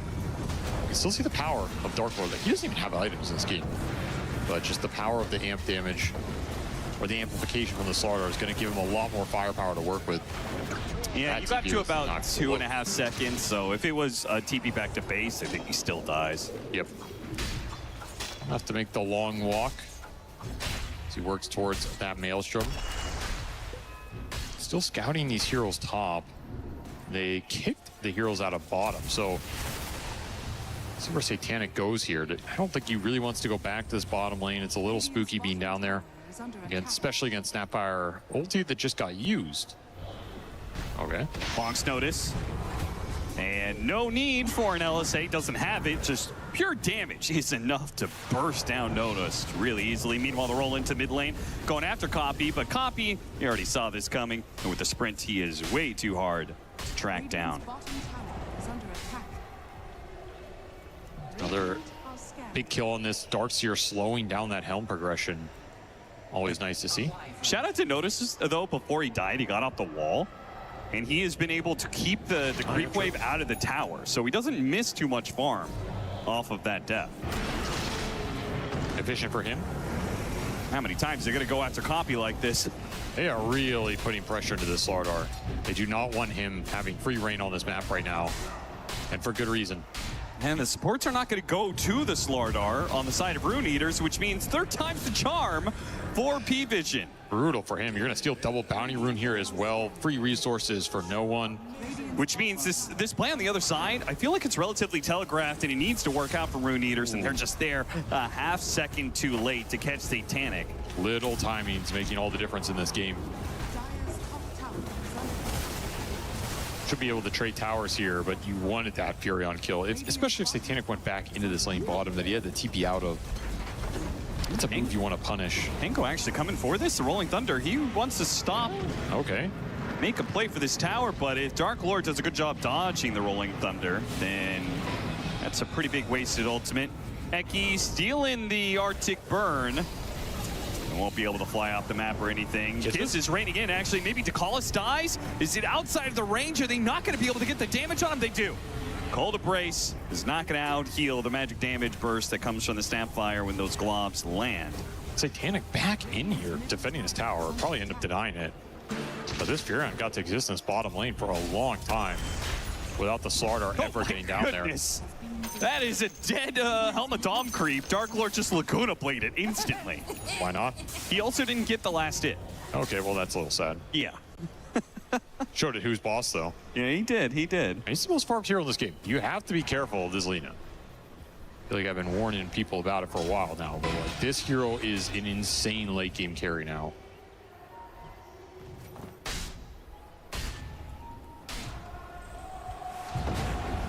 Ike is not having fun with these Ion Shells. Nope. It's a rough matchup. I feel like Parivision are showing the best combination of Darkseer from any team. I feel like too often you don't actually get to utilize these Ion Shell TP plays, but 9 class, he's making it look really good here and has secured them a 2,000 net worth lead at 12 minutes with some of these towers doomed to fall soon. This mid tower is healthy for now, but Parivision own plenty of the area for stealth. chipping away at it. Diffusal for the Pango. Ion Shells can go through all these melee heroes, and the Furon can connect. Very solid early game team fighting that's very efficient around the map. They're even going to get the Haste Rune at the 12-minute mark. One copy would have liked to pick up here with this Blink Dagger, but he'll be unlucky in his endeavors. And this is where you'd want to get the Slardar more involved in the game. You have bots on the Snapfire. You have Alina that can connect to the fight, as his bots are also done. Yes. So you have 2 Boots Travel Cores that can play off of this Slardar going in and starting fights. You want to get it cooking a little bit. Or if you can't find the fight, at least force Parivision off the waves. Like, they should be scared to show on some of these waves. Time to inflict some terror. 3-man smoke up from Rune Eaters. Kind of showed that they're a threat, otherwise Parivision's just going to be out farming them on the map. It does look like Parivision made a read of the situation. It'll become more and more obvious as this mid-wave pushes all the way into the tier 2. In fact, Copy has already given up on this play. He's going to go back, show on the mid-wave, and Parivision. They're the ones who are going to make the move here. Quick little kill on the Dream Protector.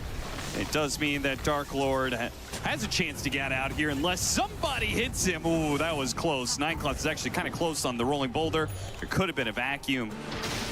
Just the tree, though. Not the worst smoke break. That was a Haste Rune in the bottle for the Pango. A lot of time wasted for these 4 heroes top, and you get your carry out. You'll take that straight into an Ancient stack as well. Yeah, about 13 minutes. So once again, the carries just start abandoning that safe lane area to play much safer areas in the center part of the map. Still want to see a little more action for this Slardar, though. I feel like it's been a very quiet game for Copy. It has. He got the treatment in the lane phase. He got this blink, but unable to really get any of the power runes or any sort of fight going his way. See, maybe he can get the 14-minute power rune here. Parivision swarming all over it. It is an amp damage bottom. Oh, Copy's not sure. Can I take it? Can I take it? Will I die if I go and take it? Blinks away at the first sign of danger. Eki swashbuckle down to the low ground, but there's no one on the other side. Goes through TP way. They have a stun, and that is Winter's Curse. Somebody's got to pay the price for that rune. Seems to be Fate. Nice rune to stag, though. Gives you a lot more single target burst damage threat on the map right now. So if they're not able to make action happen with the Slardar, like, how bad is this? Because it does seem like Rune Eaters are just kind of chilling for farm right now. Not that bad. You have double Boots of Travel. You have a lot of map presence right now that you can play a little greedily with. Like, you're not going to fall too far behind. This is a Furion Darkseer lineup, so they're always probably going to outfarm you a little bit. Just with the jungle efficiency with Wrath of Nature across the map. However, I think you're confident in your Lina Slardar scale here for a long time. It will come down to late game teamfight execution. The Wyvern could be a big factor. You can land some big curses. Will absolutely decimate the fight. Same with the big vacuums, right? If you can vacuum 3 or 4 heroes in this game into some Pango spells, Earth Spear spells on top, that teamfight could just be over. BKBs will be a big deal for Rune Eaters in this game. You're going to want them on multiple cores for sure. And you will have a very nice timing with that. Which is where, like, at least Rune Eaters will still have effectiveness against the BKBs with overgrowth, with being able to have bash from Slardar. For sure. They're not too worried here. All right, well, there's the shard. There's another timing for the Slardar that he usually wants to play through. Blink Crush is all the more deadly if you just get an instant Corrosive Haze on these heroes. You also almost have level 12 on Malik. Oh, he still wants his Blink Dagger. They lose another power rune. Yeah. Luck has not been on Copy's side this game. So it could take a fight here. Amp damage has about 10 seconds left. Both sides have vision here, but one side is smoked up. They're going to be able to jump on a Copy. Copy put in the corner here. But he is super fast in the river. Might still have a chance to run away, get some distance. No one. Most of the Rolling Thunder is going to be out here. Can look to go back in. Yeah, definitely. Got some big spells out. They're just on the run. No interest in reinitiating that fight. I feel like they're playing a bit too scared here. If Rolling Thunder is down. There are some small openings in this game to potentially take advantage of. It's not easy. But even never if it's easy not against like the top team. Forcing a team fight, just taking some of that map area away, right? For sure. You could play aggressively here. Like, you could be swarming into Vision's jungle right now, trying to get a deep ward out or look for that pick off while the big ults are down. You assume they're going to either split up or play scared. And again, that just says to me that, well, Eki, he's going to be magnetized, TP away, and downside of these low levels of Rolling Boulder, you get one stun, and that's all you're going to get. Copy, though, does get jumped on the other side, and Satanic is able to show up and collect on the bounty there. He just has no game on this Slardar. No. Hounded from minute 3 or 4. Can't show on the map, can't get the fight going. It's been a rough time for him. I mean, he's probably the worst farming hero of all 6 cores in the game, right? Yes. AFK hitting neutrals like every other core beats him out on that. So you want, you're like, part of your game escalating is getting kills. He wants more action, for sure. You have Ags on Lina now. Can join the fight. Took the magic resist axe, plus the damage, so this is the carry Lina talent tree. We'll scale up pretty nicely here. Great game for the magic resist, actually. Almost have that blink dagger on Malik. So there is another playmaking tool. I mean, pieces are coming together for Rune Eaters. I think we both have wanted them to be a little bit more active, searching for kills, but if they don't do with this round of items, then I don't know what to say. It would imply they just have an entirely different idea about the game. Or they're just getting stifled across the map. I mean, there's some respect you put for Parivision and how disciplined they are. Yeah. Not giving too many openings to exploit. Very good at dewarding, very good at controlling the vision. They get scanned on the bottom gate as Rune Eaters. They do have everybody down here. They spot Dark Lord. They hit him on the wall. The Rock Thunder's going to chase after him, but they already caught Takalis, and Lena's not going to die easy. You've already pointed out how tanky this hero can be, especially against magic damage. Oh, but Malik is a whole lot squishier. Got bursted down there. Nice overgrowth to catch the Surging Wave Darkseer. It is still Rune Eaters winning this fight off of a better initiation from Rune Eaters and a failed initiation on that Lina. You have to respect how tanky this Lina is, especially in the Flame Cloak. It's only Satanic that's really going to threaten him in the middle of the team fight, particularly if the overgrowth and the tree and armor are up. You throw living armor on this guy, he just becomes even more beastly.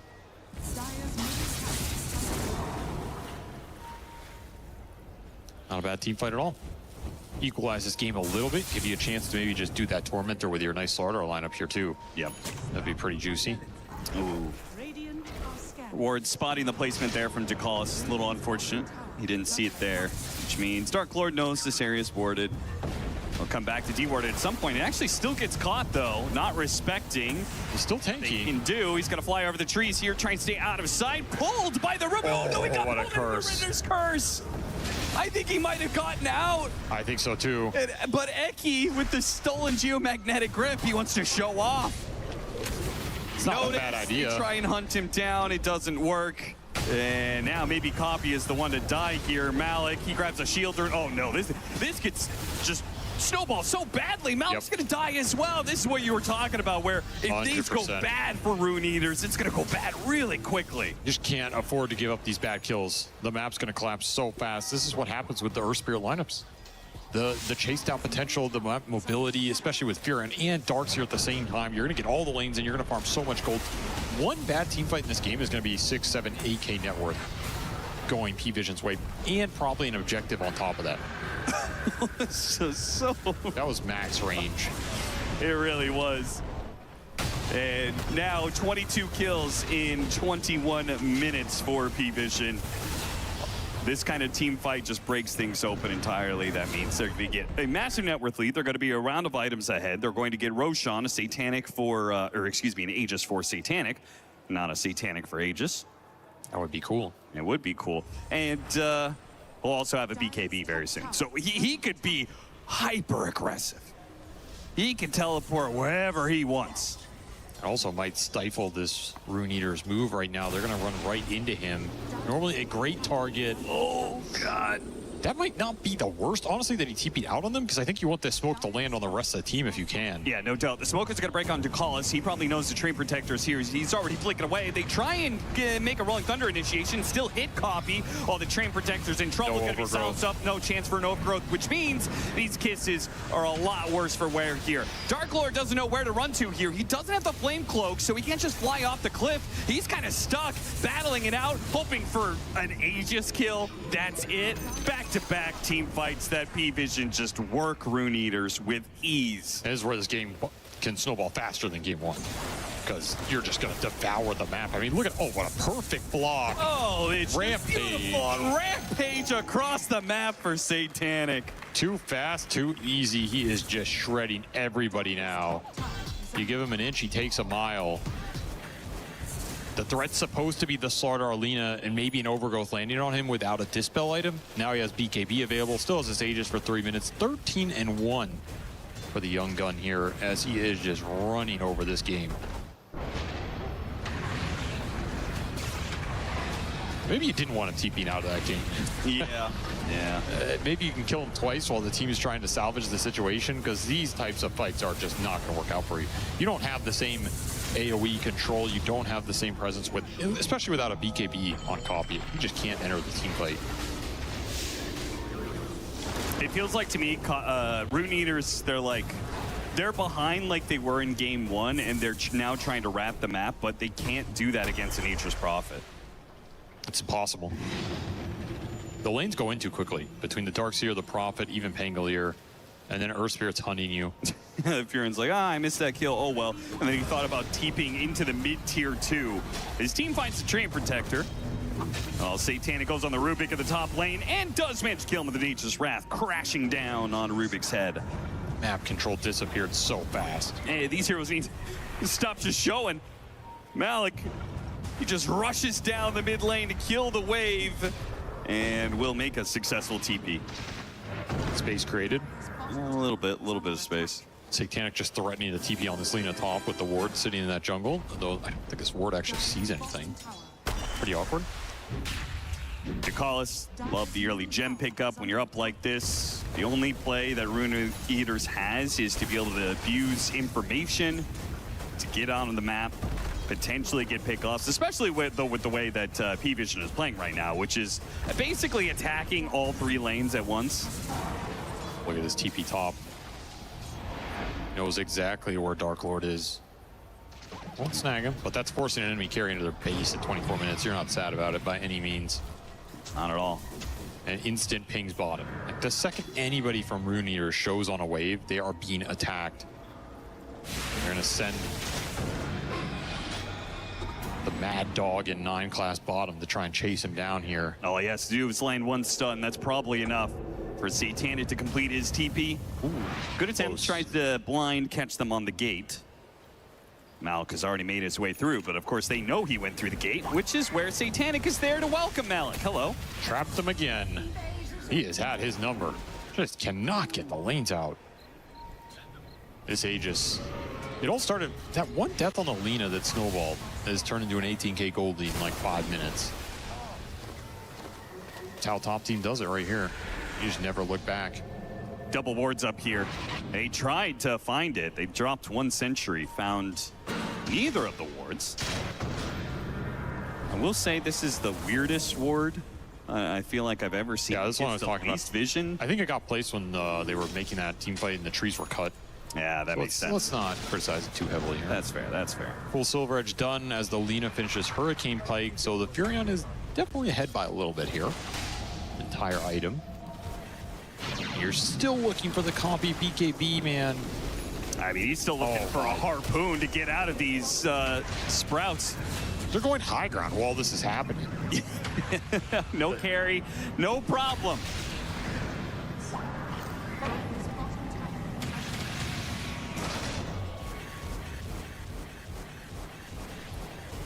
The funny part is Rune Eaters don't really have a choice in the matter. Like, it doesn't... Oh, the kick out. Not even safe in your base against this Blink Aether Lens Earth Spirit. He already has all of that. You get sent far. See when they try and pull the trigger on actually going high ground in this game. Option is definitely very available. 20k gold lead, just like that. Took him about 5 minutes. The perma shovel. And what is that shovel doing? And that is a, it's the neutral item, right? But the tree got cut down while it was, that's what I assume it is. So now it's shoveling for eternity. Trying to dig up some hidden treasure. You're gonna need it in this game. Dig a way out of this map. Hey guys, I found 20,000 gold. If you found, let's say 10,000. You'd be even between your two carries. What would you that is correct. What would you give Rune Eater's chance of winning this game? If they had 10,000 more gold than they have right now. Is it all on one hero or is it like spread out? Let's say it's split among the 3 cores. It only goes up 10%. 10%. Kick back into Rolling Thunder. Oh, look at that execution. Really, I mean, when you're able to do fun stuff like this, show off while you're owning the map. He finished his BKB though. He did. He buys out. They're going to need it. Jakal's looking to make the initiation. There's the vacuum. Where's the curse? Caught him on the end. And kick him in. The Lina in off of that play. Push him to the other side of the curse. He goes for a TP up, but he got the bash. It's already done. It's the LSA. Kisses are raining in on these heroes, but they're so tanky. They're just not able to do enough damage to hit him with the overgrowth. Dark Lord's trying to kill something here. Night Class still survives long enough to get the roll in. He hits the Lina, then dies to the projectile following him. The execution was here today for Parivision. Honestly, this Earth Spirit just looks terrifying in a lot of these teams' hands. It's a flex hero. If you can compensate for his kind of weak early game, he seems like the strongest support in the mid and late. Like what he does just breaks the game completely with the chase down, the map control, the team fighting, the displacement, the save with the grip now that's guaranteed. You have to have a game plan for this hero in the team fights, and it's very hard to game plan against him. Which is where 9 Class, who's so experienced at pulling those waves, combined with Darkseer off lane, right? It's like you're kind of guaranteed you're not going to win that lane, but you are going to get by with enough. Exactly. You just need to get enough that you can find that one kill that kind of evens out the game, and then you're chilling. Jump in from Copy, he gets broken, sprouted. Malik, he jumps on top of Satanic. They do get a lot of damage on him, even with the BKB going off, but there's the Geomagnetic Grip, so he's going to be pulled away. And that was the only hero that had taken damage from Rune Eaters. The rest can go in. Ooh, Dark Lord saving himself there. Close call. Does hit level 20. A little more damage upgrade for him. Just never got a chance to get to those big scaling items before Satanic ran away with this game. Yeah, ran away with this series. Luxury item time for Parivision. We're only 30 minutes in. Amp damage in the river. No one, he's going to be a nice little lad. He's going to leave the bottle for Satanic. Very nice. What a mid player. Satanic, who is once again getting 1,000 experience per minute. A little less impressive on Furion than SF, but still crazy good. Luxury, luxury, luxury. Disperser. No one. If you needed any more mobility to assault the Lina. Dark Lord's going to try and go back for a BKB. If you don't get that BKB quickly, even if you get it, then like, are you going to still have damage? Malik, oh, down to the telekinesis. Not like this. Not what you wanted at all, Eki. You gave it to him. Troubles with the Winner's Curse interaction as the repositioning of the stolen Geomagnetic Grip was terrible. The first Dark Lord wants out of this one. The telekinesis is the game ender. Oof. It was exactly as dominant as everybody predicted. Parivision versus Rune Eaters was no contest. They were favorites for a reason, and they're one of the favorites in this event. A nice run from Rune Eaters. I think they surpassed a lot of people's expectations. I don't think they're going to be too sad about this tournament overall. Considering you were just trying to get in here and play some Dota, learn along the way. They had a strong showing, but Parivision, they're top dogs for a reason. Yep. Right? And they're just going to slap them down here and say like, no. You had a nice run, but we are the real deal here. There's not going to be any choking, no shenanigans, no board drafts. We're going to play our game very solid. And the second you mess up, they just take the entire game over. And the scary thing about this team is you could say like, yeah, this matchup's very one-sided, but we've seen Parivision do this to other top dogs in this event. Like, they are capable of doing this to anybody. That's the scary part about this team. When they have a carry for Satanic that can both scale and join the early mid game, I think that is when this team is the most diabolical. Like, that's why the Kez, the Furion, this archetype of hero, it's insane what he can do. And that, you see, he almost ends up with these KDAs that come out of nowhere. It's like you click them, it's like 15 minutes in, he's like 10-1. You're like, oh shit, here we go again. You know, you just feel that coming. So you can't let him get away with this kind of play style and this archetype of draft. And we'll see who can challenge it as this team goes deeper in the event, because, man, they look good. The team to challenge it is Yandex, which, again, these are the two teams coming into this tournament who were the favorites, without a doubt. Many of the teams are talking about how good Yandex is. Parivision have been really consistent for all of 2026. They've been pretty good. A lot of first places and looking very good going into the tournament especially. So this matchup on Saturday, Yandex versus Parivision, I feel like that's going to determine the favorites for the grand final 100%. It might give a slight edge to Parivision, just because I think their drafts have been on point. Like, I think Puppy is doing some work in a lot of these series, and they're very confident in it. All right, well, that was a fantastic performance by Parivision, and well, we saw Rampage from Satanic. Let's see what he's up to. Yes, we are here on stage with Satanic. It's Parivision victorious, and they're going up against Yandex later on. Let's give them a quick shout. There you go, Satanic. Congratulations on the win. A big moment for you, but it's no secret that you're seen as one of the best teams here at the tournament. Do you think that adds more pressure, but also seems that people can read you better in games because there's so much VODs and games out there for you? Not really. I think there's not much pressure on us. It's only about how we play good or bad. That's it. And then speaking of that, you're playing Rune Eaters on the other side. There's not as much visible out there for preparation. How do you prepare for this game and in games like that in general? I mean, PPA just preparing drafts for us and we play.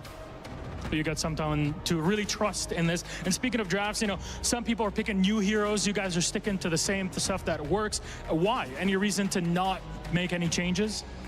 I mean, I think we have a lot of heroes in pool, and we just change them, like a bit by bit. It's like same heroes, but we change them in every game. That's it. I don't know. Fair enough. And next up, you'll be playing against Yandex, a team that we've seen succeed very much here at EWC and in general. What do you expect out of that game? I mean, I expect that who wins that series will win tournament. I think it's gonna be like hard for us, and for them, I think it's gonna be hard as well. So it's gonna be a fun match, and it's cool. Very much looking forward to it. I'm looking at that camera right there. Say something back to Yandex. Come on, get them ready for that game. I'll destroy you guys. Oh, Satanic with the big word. Speaking of which, you're going to get to destroy your opponent's key for Rune Eater. So let's bring over Parivision. Come on over, gentlemen. Come on over. They're discussing the game because they're in their heads. They're already prepping for the next one. That's how it goes, right? Yep. Always on point, always ready to go. Parivision joining us on here because it's time to crush some key. Let's go all together to the back, my friends. It's time to crush your opponent's key, and I know you've gotten used to doing this here. We're gonna open our door. We're gonna reveal our crusher, because it's time to get this one done. Rune Eaters are out, and gentlemen, you're going in. All of you coming in. Noticed is gonna be the one to crush the key in this one with the rest of the team around him. Let's get a close POV in all of this.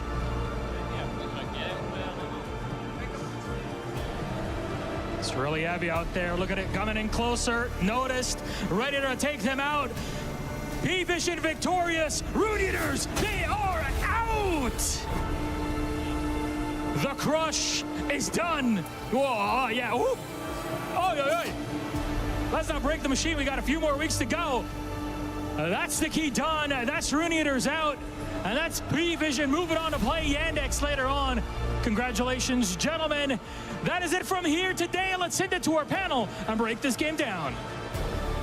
Oh, there was still a little piece left in the crusher, I believe. That little extra push was already crushed. Definitely very nice. This is equivalent to fountain farming in Dota 2. You're just waiting that one last blow that they're gonna do. But yeah, he really crushed it. He pushed it in. The Keymaster also almost couldn't get it out. He couldn't. We didn't see it at the end. He's still trying. I'm seeing right now. There's still being effort put in. I'm sure we'll get that sorted. But this game also Rune Eaters was crushed.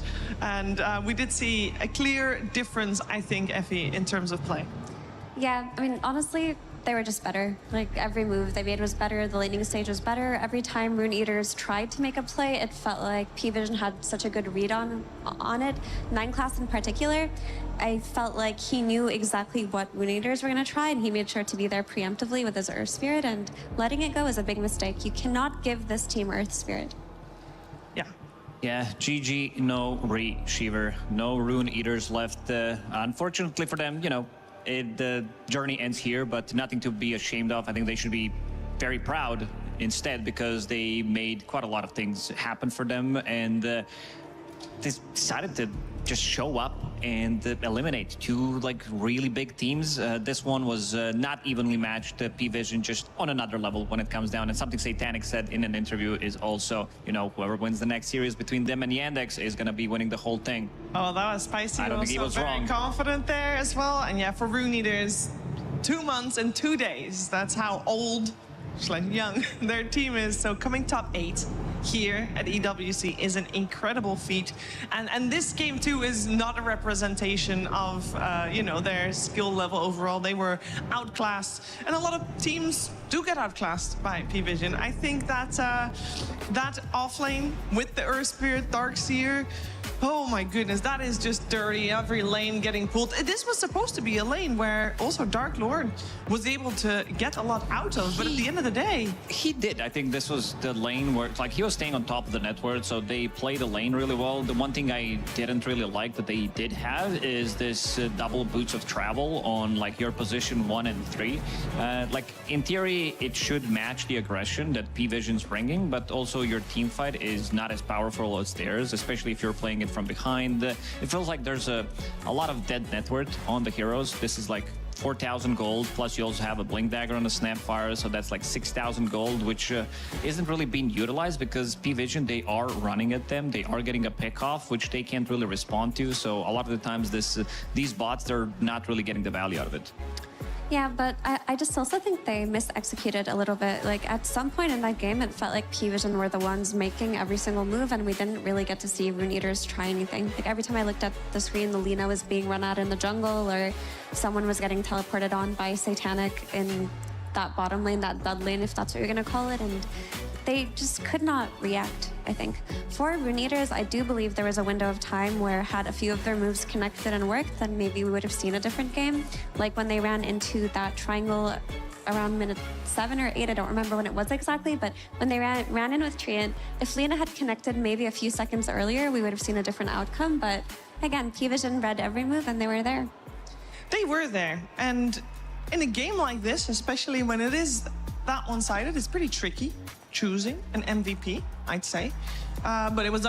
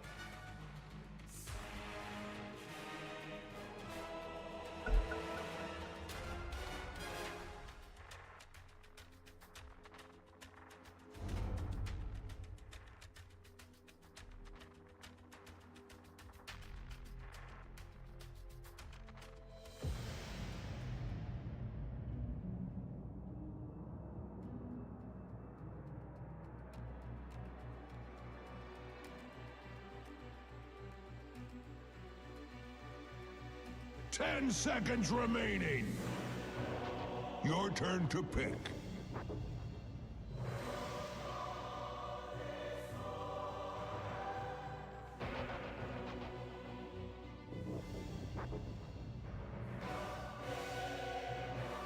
Ten seconds remaining. 5 seconds remaining.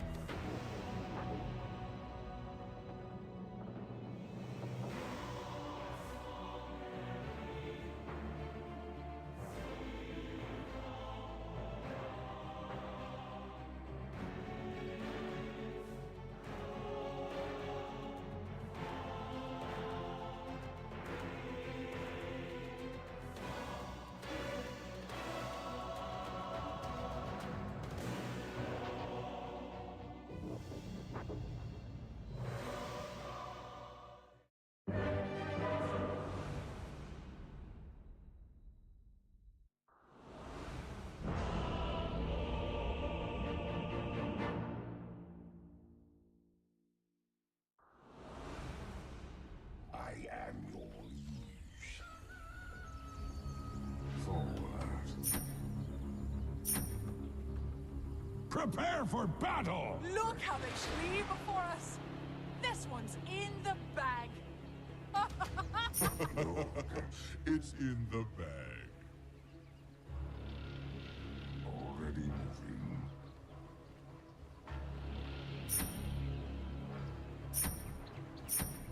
Yes, indeed.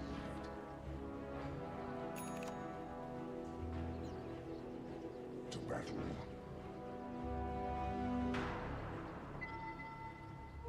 Onward. As I thought.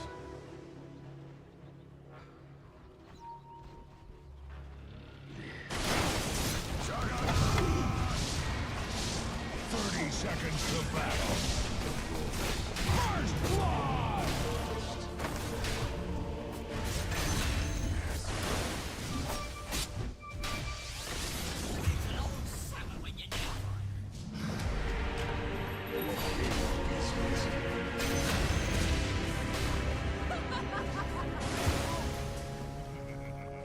You're dead.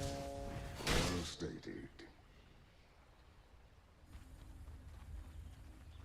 I am king now. All I survey.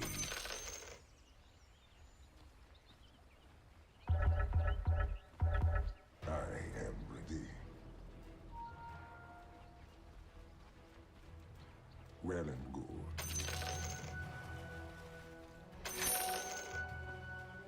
I shift like the sands.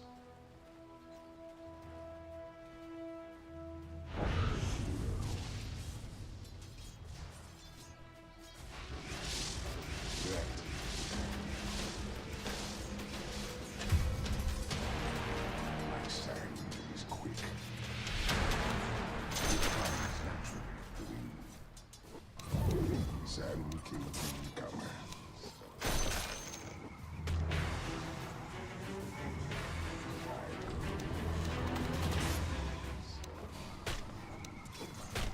More bright. Face it. You're Agree.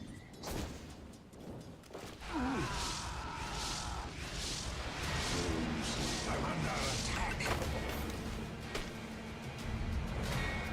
I shift like the sands. Run if you can. Prudence, don't it? As I thought. The time has come.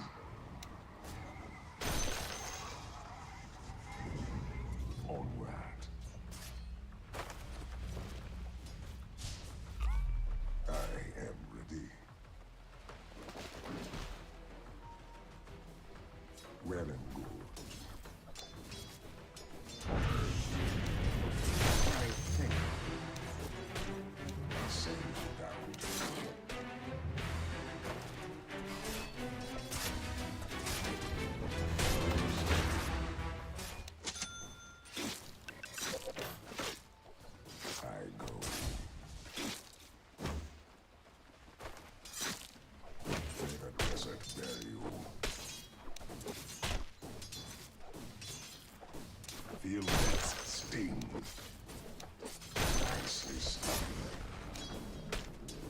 More than right.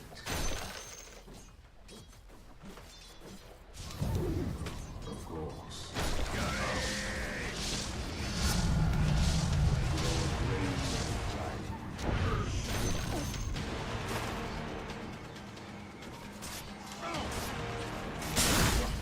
Dire's courier has been slain.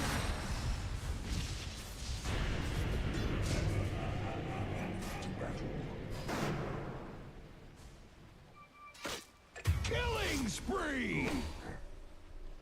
Your bottom tower is under attack!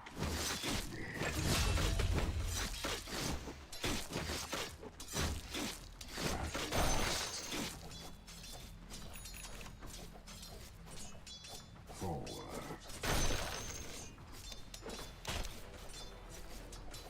Rightly so. Stung. Yes, indeed.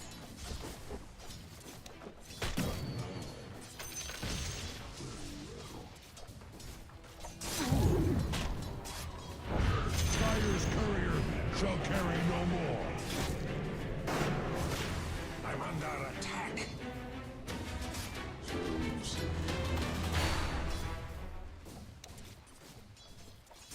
agreed.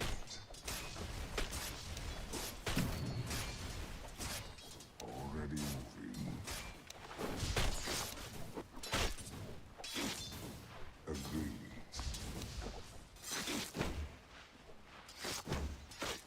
I am ready. Very well.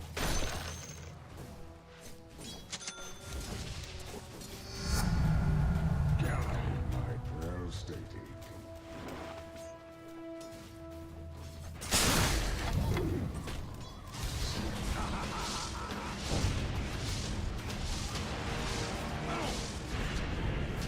Yes.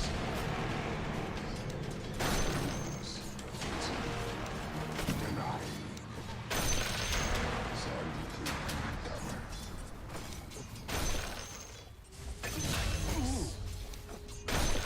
Of course.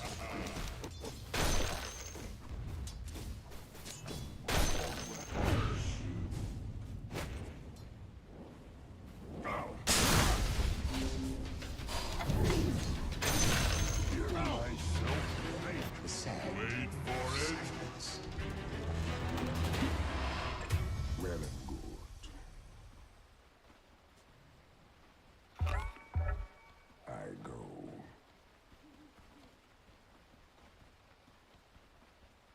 So you say.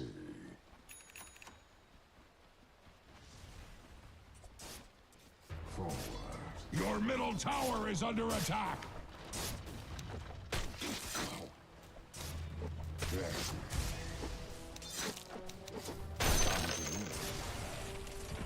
As I thought. More than right.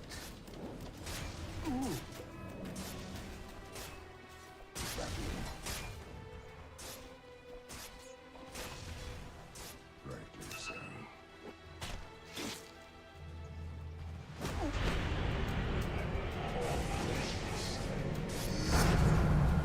More and better.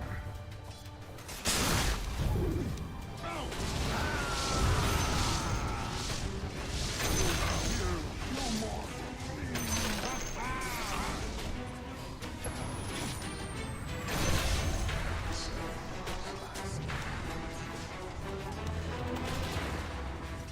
Wait for it.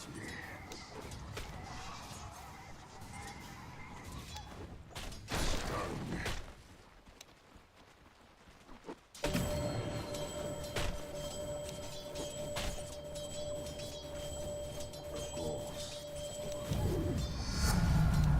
My strength increases. So you say.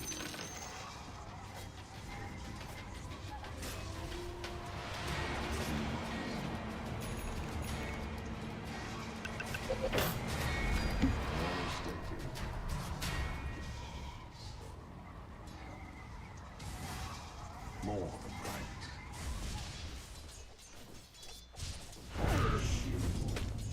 I'll stand.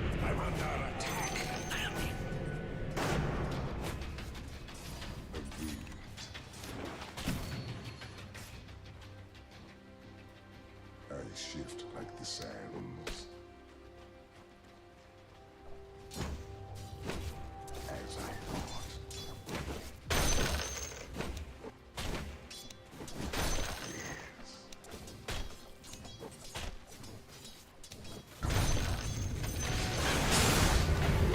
Killing spree!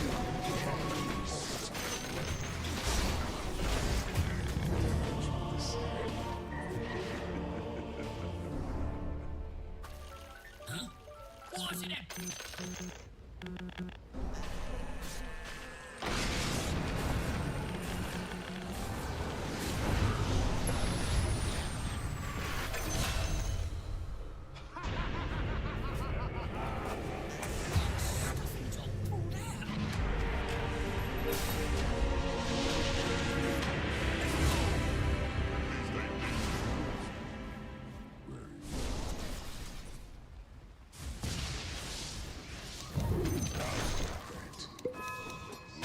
For it.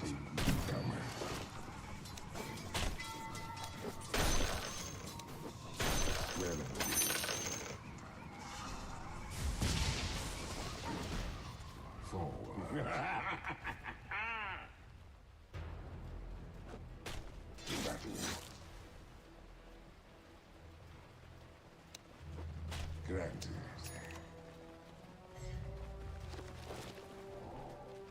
Rightly so.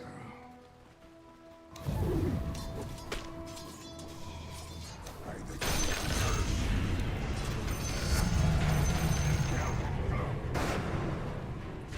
yes.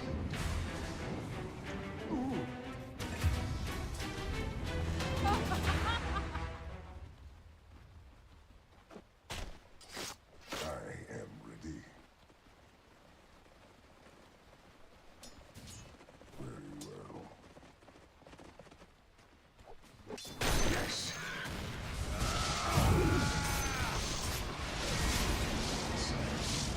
I'm under attack. Yes.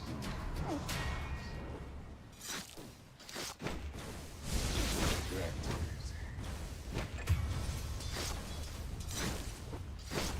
Rightly so.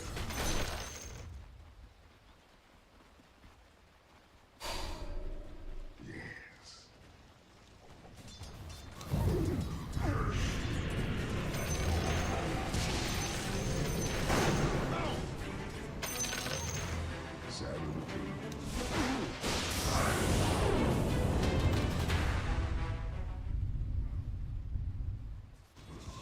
Already within.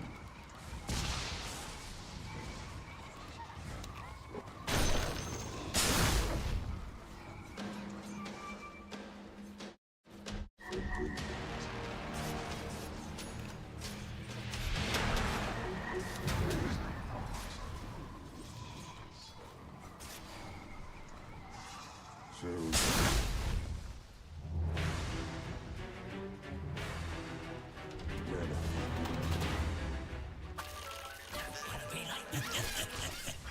Got my ears to the ground. You cannot silence the battle. From mine. more and better. All right. More than right. Well stated.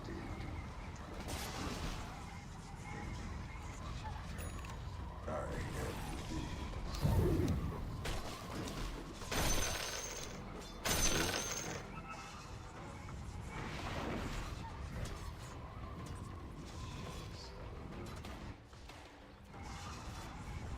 To battle.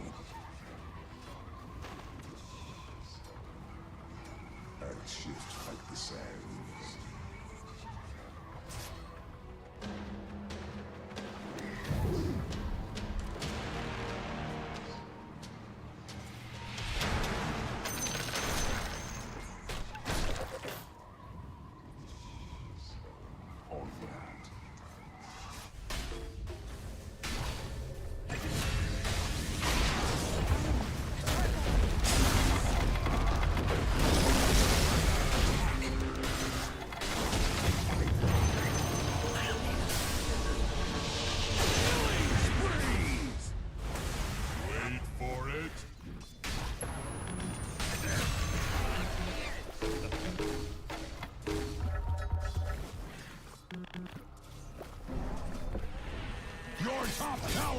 under attack! Dominating! Double kill! Wait for it. Your top tower is being hacked to pieces!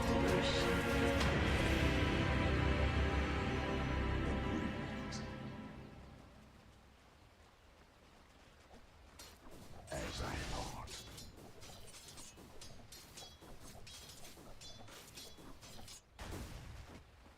Very well. Your middle tower is under attack! Heal my...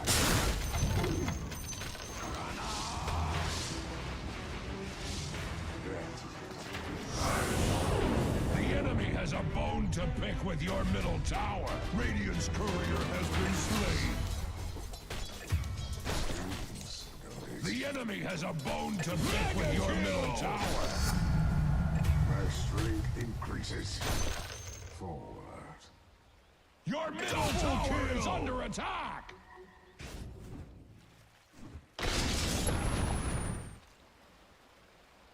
Double kill!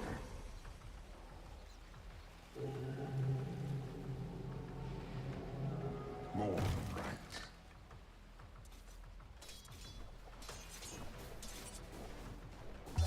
Yes, indeed.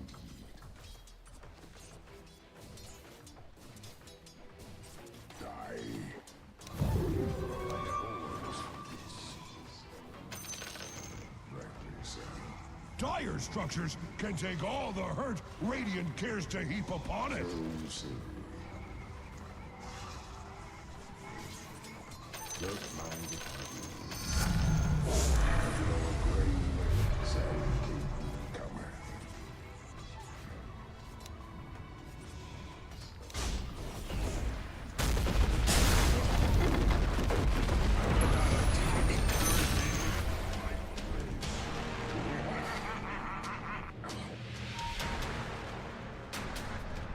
Well stated. I go.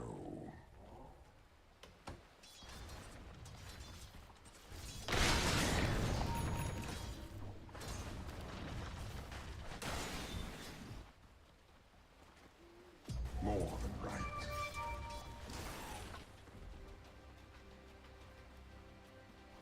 So you say.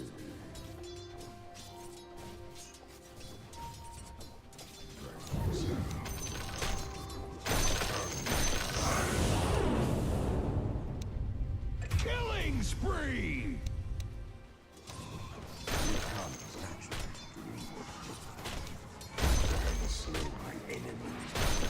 Your bottom tower is under attack.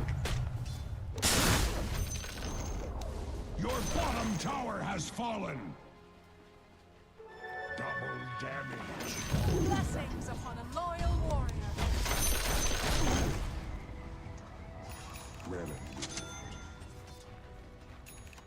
Axe is glad that your bottom tower is not Axe's problem. Attack. Your bottom tower is under attack. And slow my enemies.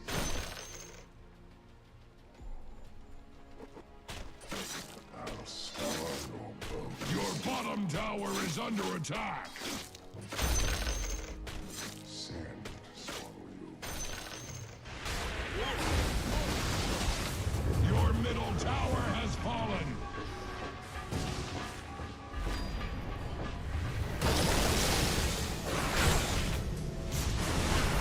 Double kill! Double kill! Wait for it.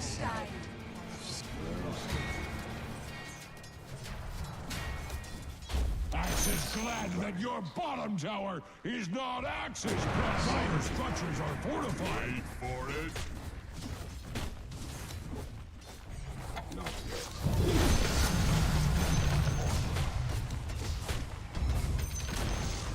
The enemy's middle tower has fallen. Your bottom tower is under attack. Yes, indeed.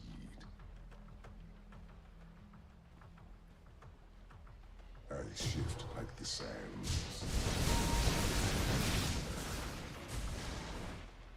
Agreed.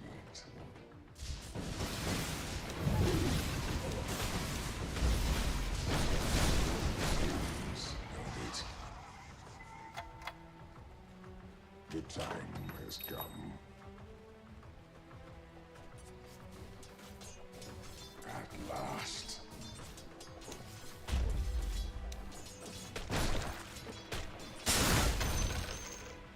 As I thought. Sand King cometh.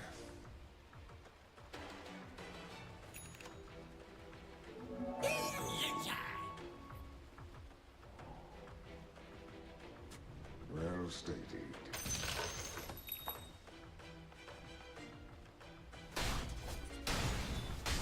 Granted.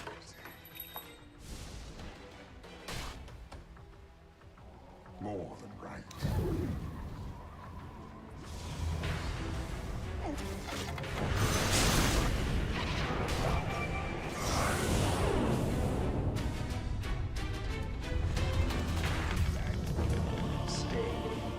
My pride, your fall. Radiant structures are fortified.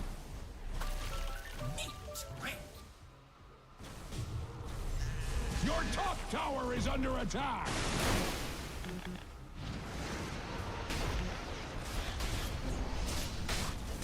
Your top tower is under attack. Much like Axe's opinion of you, your top tower has fallen.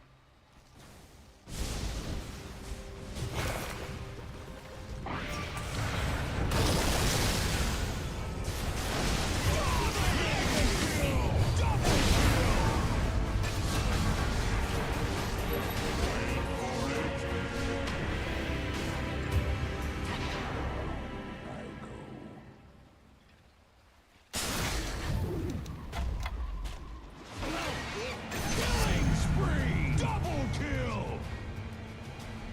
Yes.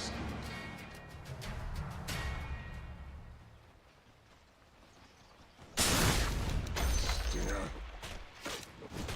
Let him go.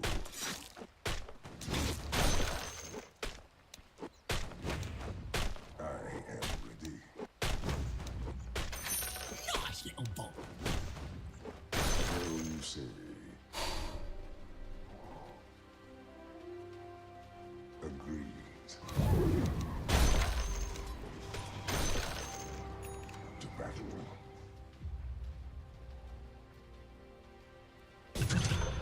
With this scepter, I extend my rule. I shift like the sands.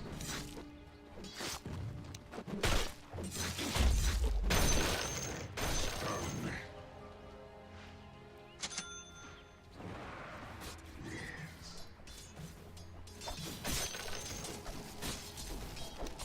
Close.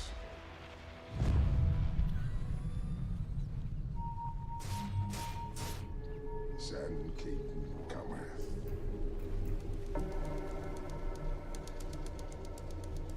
As I thought.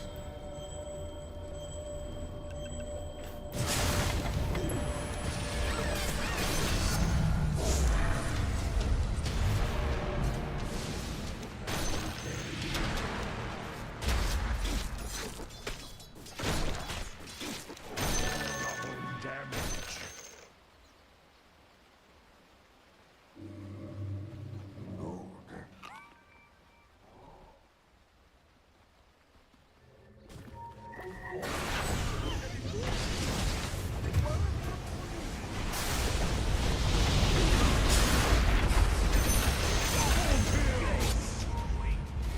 Good.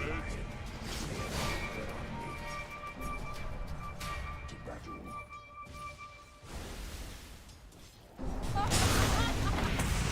Killing spree! Triple kill! Wait for it. So you say.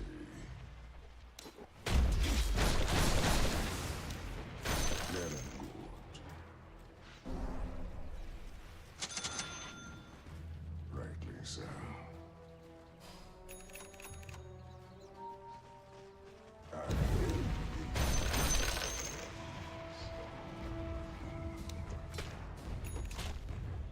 I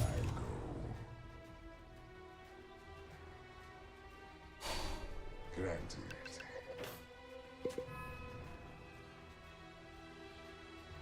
More right. Already moving. Very well. Yes.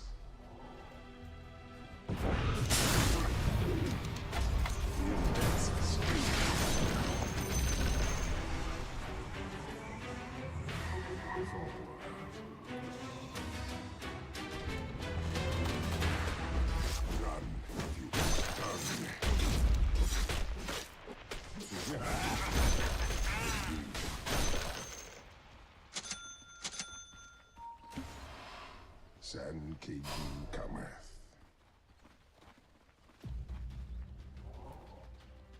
I shift like the sands.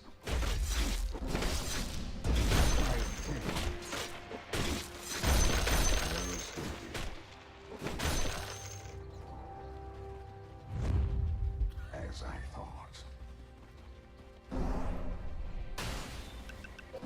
Sand King cometh.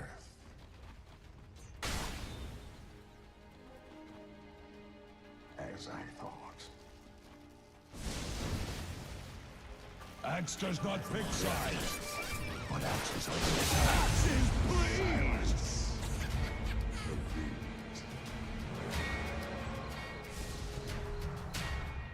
Well and good. Like Axe, the dire structures cannot be hurt.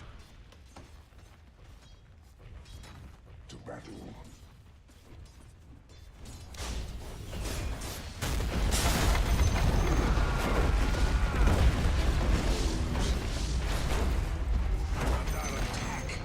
You broke the enemy's bottom tower! Axe approves!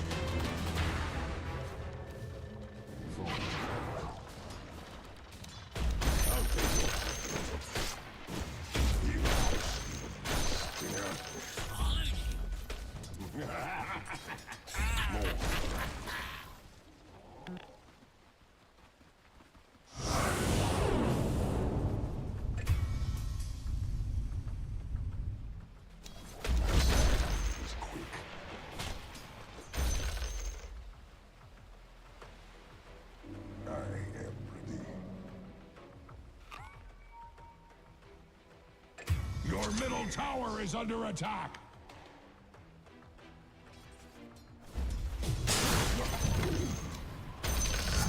The enemy has a bone to pick with your middle tower!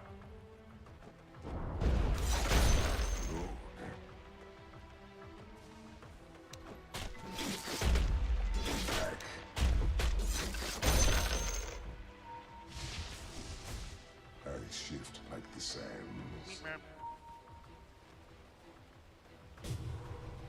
Already moving.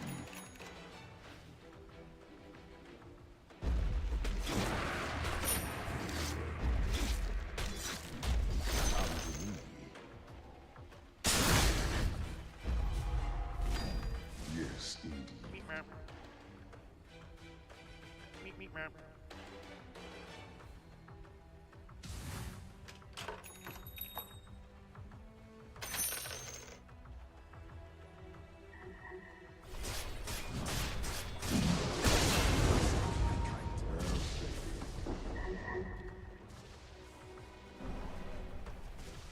Well stated.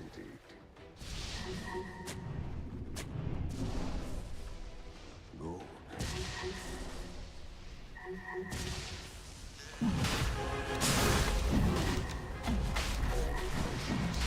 Dominating!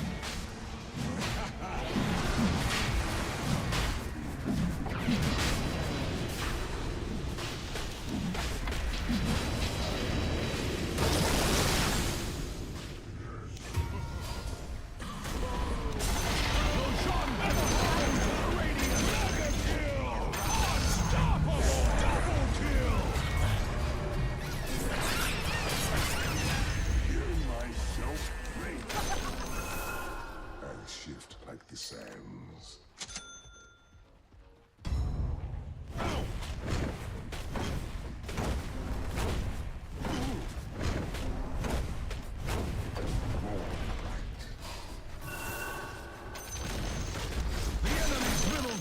has surrendered to gravity. Dire structures are fortified.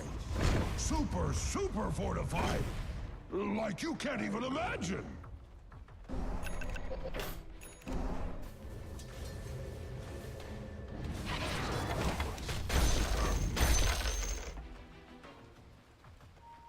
Well and good.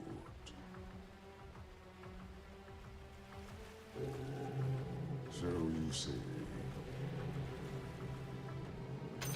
Blessings upon a loyal warrior. That's all right. Of course.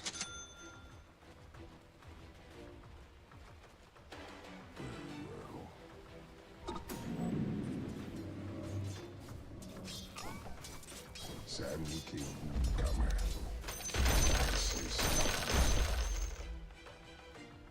Yes.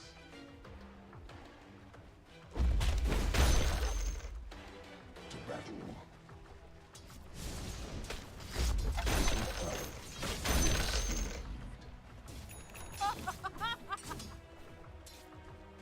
Onward. Yes, indeed.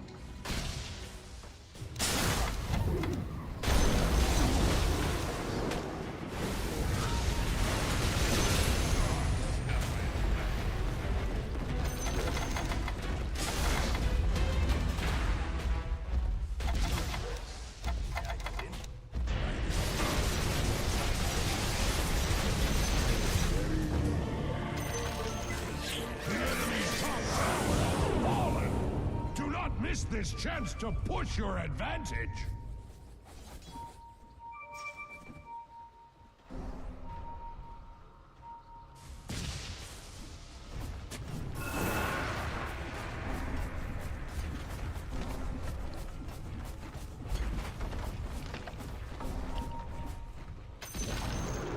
The enemy's top tower has capitulated to superior force. God is the charge. The enemy's top barracks have fallen.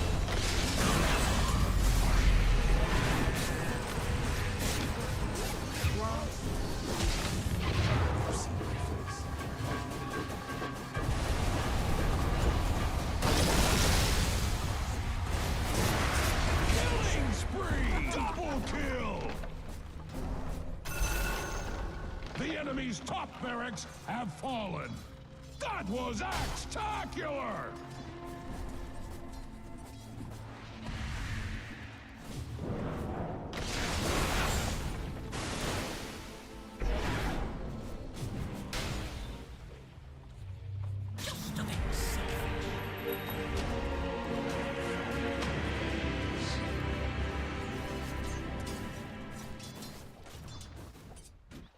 Well stated.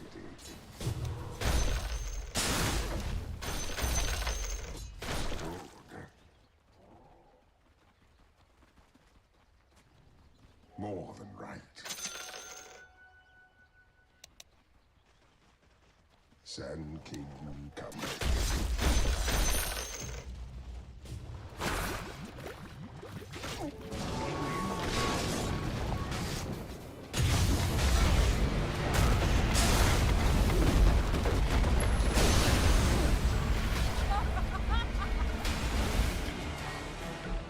Bow to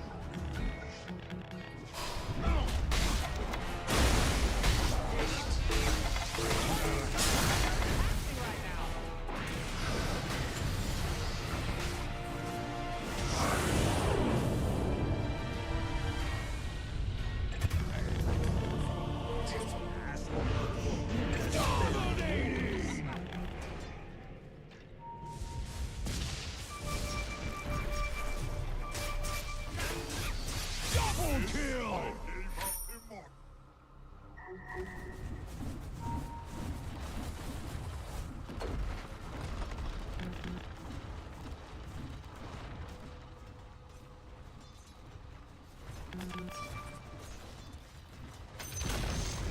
The enemy's bottom tower has fallen!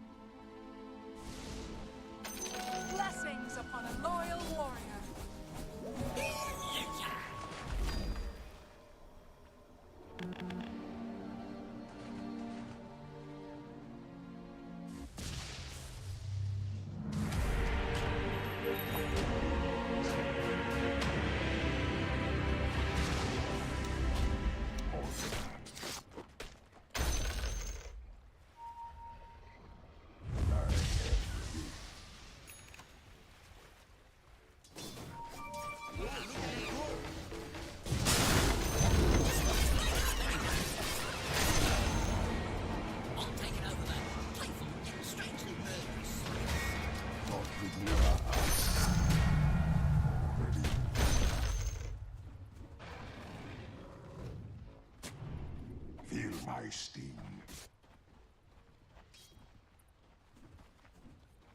Rightly so.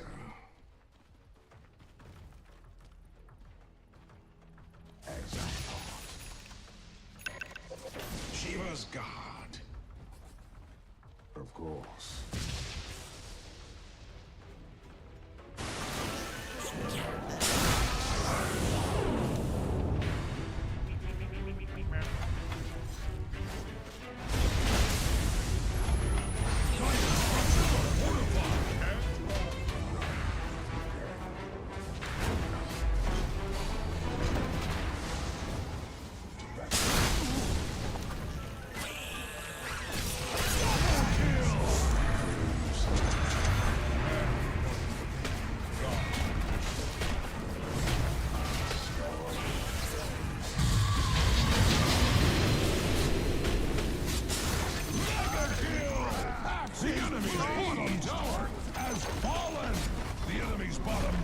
Have fallen.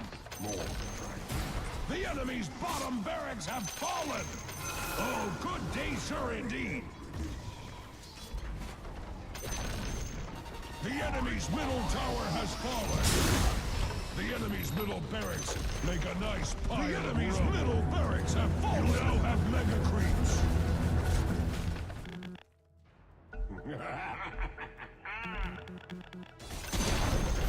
The enemy's middle tower has fallen. The enemy's middle tower has fallen. That was done in the spirit of act. Unstoppable! Axe is pleased. Axe proclaims a radiant victory.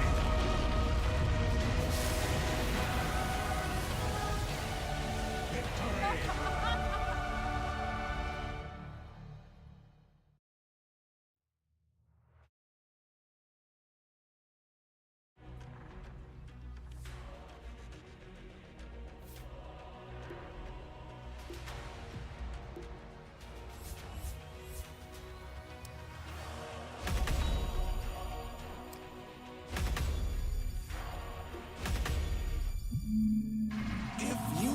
I'd be surprised. The devil. You are looking into a mirror that reflects not only your...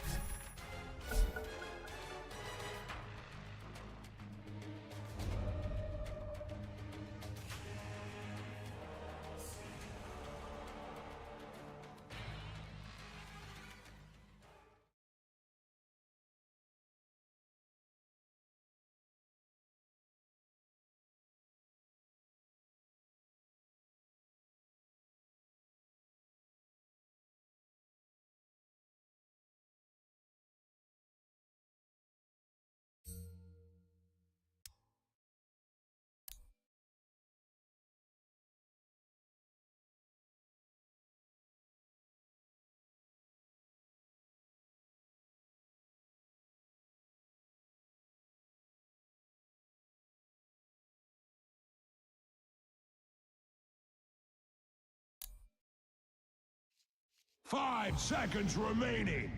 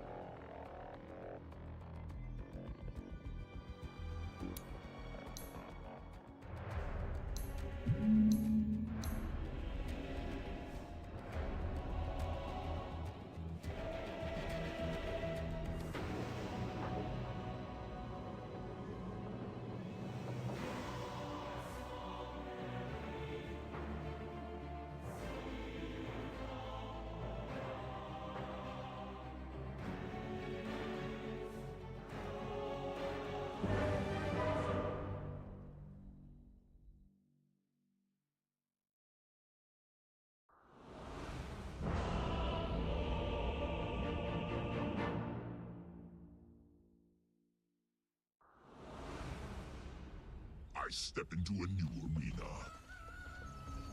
Who dares challenge? Prepare for battle!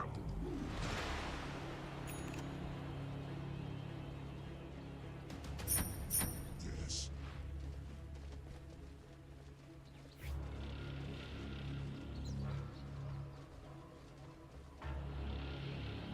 With steel and strength. Yes.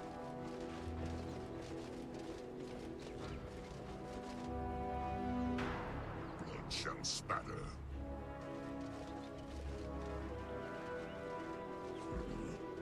Money and bones, money and bones. My steel It's not that thirsts. funny.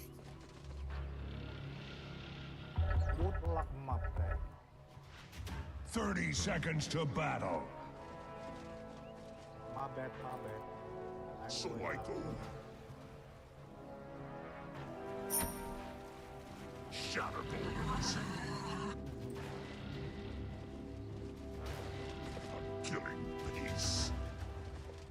Halt! By horn and hoof. The battle begins! These proving grounds shall be littered with the dead. First blood! Mine by right, as well as by might.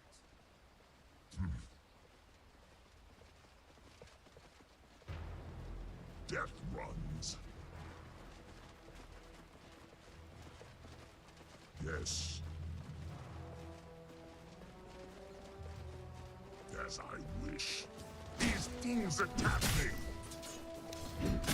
Yes. Galloping. Me! I fear no beast. A killing pace. Bones to crush. So I go. Death runs. Unto you. As I wish. A caress.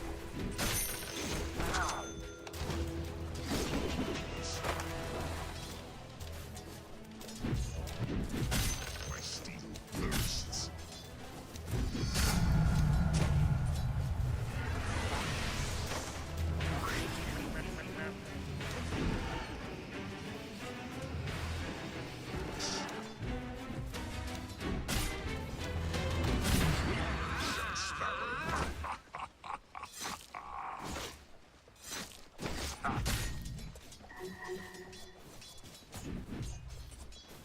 Yes.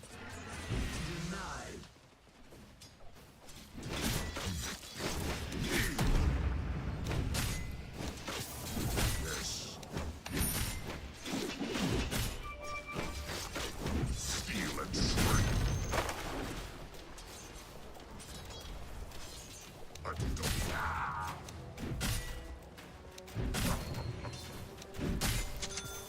The flick of my tail.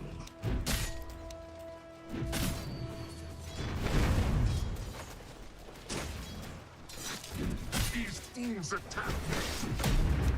Attack! My blade sings. Is that supposed to hurt? Oh yes, fear galloping.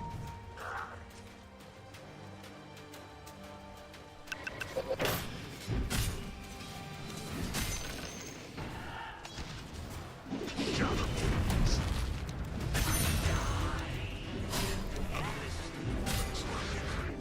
Axe's heart goes out to Dyer's courier. Another falls on my road. Yes. My goal now. Chop open.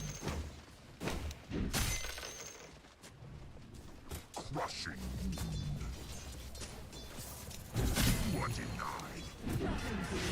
Dares challenge. My horn and hoof.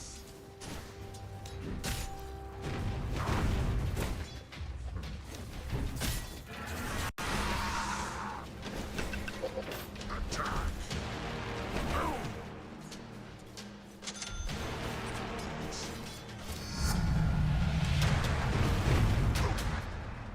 Galloping. Gallop runs. Ow! Bloodshed.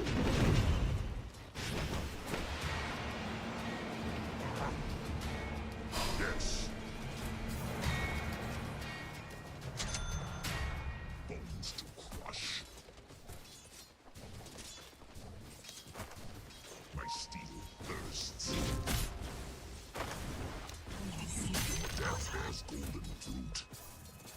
But is nothing better my blade than theirs. A traveling blade.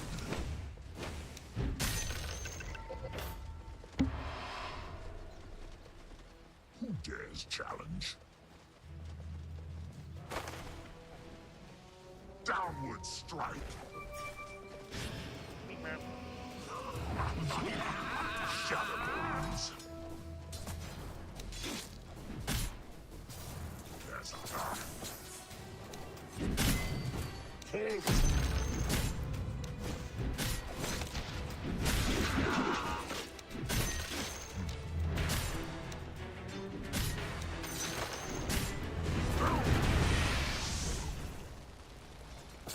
These fools attack me. So I go in. A caress.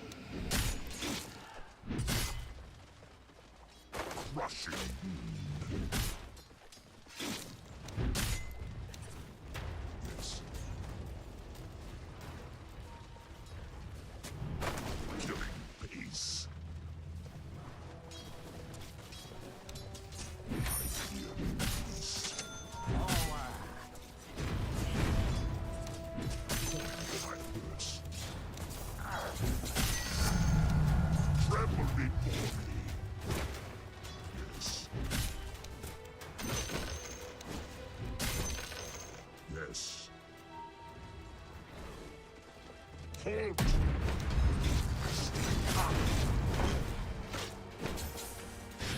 Was that supposed to hurt?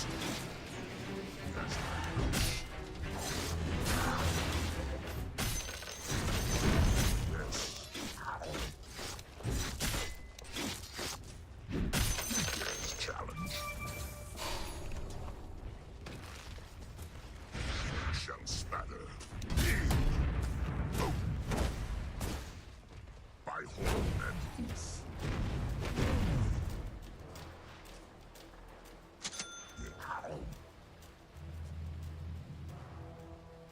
Galloping.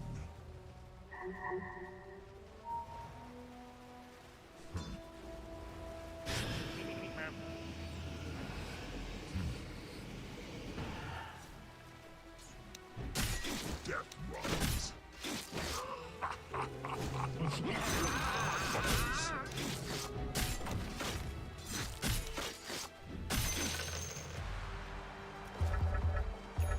A killing pace.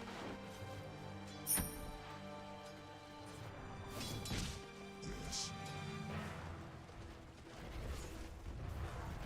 Yes. I fear no beast. Shatterbones. With steel and strength. So I go. Yes.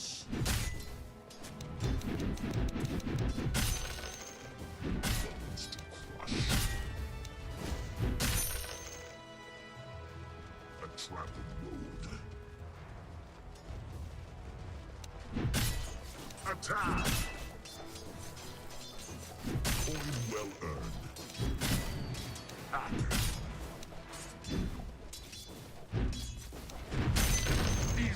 things attack me! Shatterbones!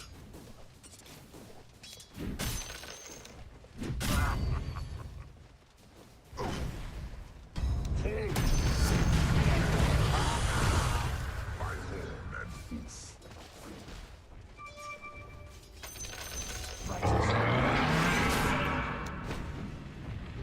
Yes.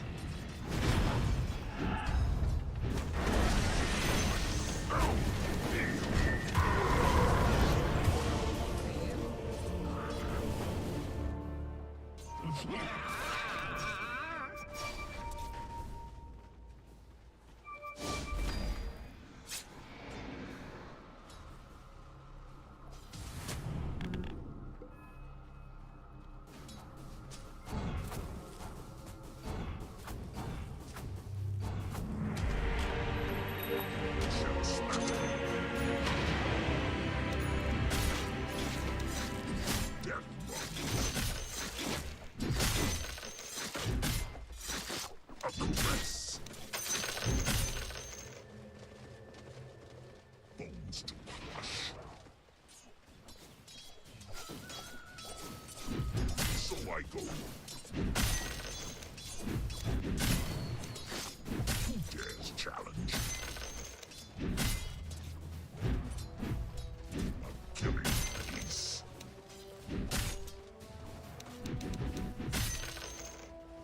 Yes.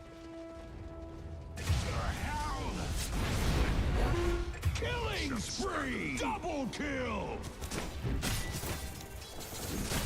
Crushing.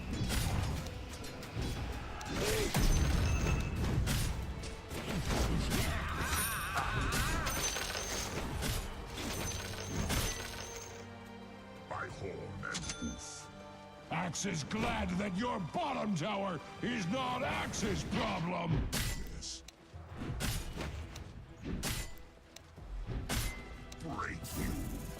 These things attack me. Chop.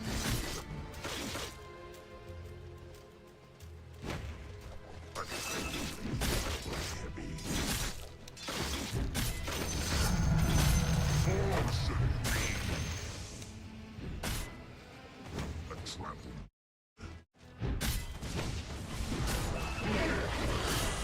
Yes.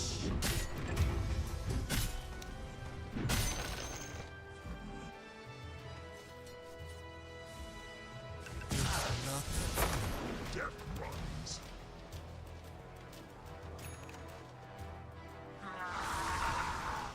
¡Oh, por Dios! Yes.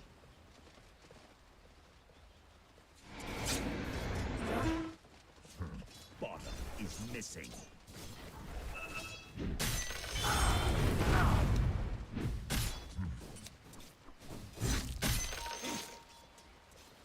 Bones to crush. Steel and strength. I feel.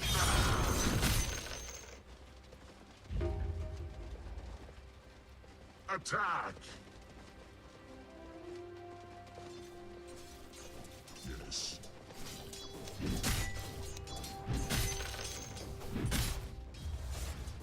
Your middle tower is under attack!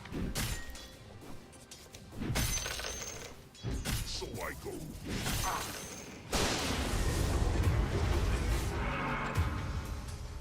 I fear no beast. Yes. Your bottom tower is under attack! With steel and strength. Your bottom tower is under attack! Killing spree! Who dares challenge? Death runs. Axe is glad that your bottom tower is not Axe's problem. Shall spatter. Your bottom tower is under attack.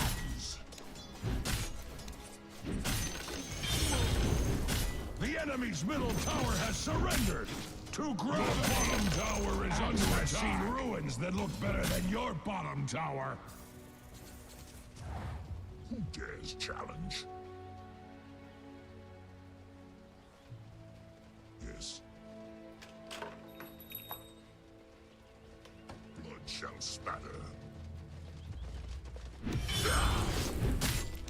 A caress. Hold. As I wish. Death runs. Pipe of insight. Yes. Downward strike.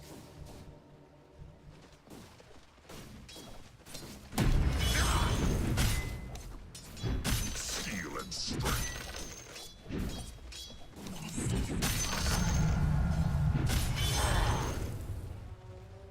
Shatterbones.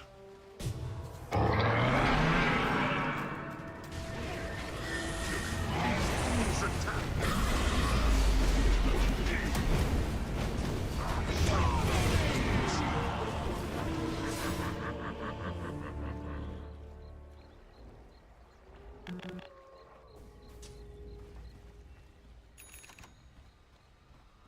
Your top tower is being hacked to pieces!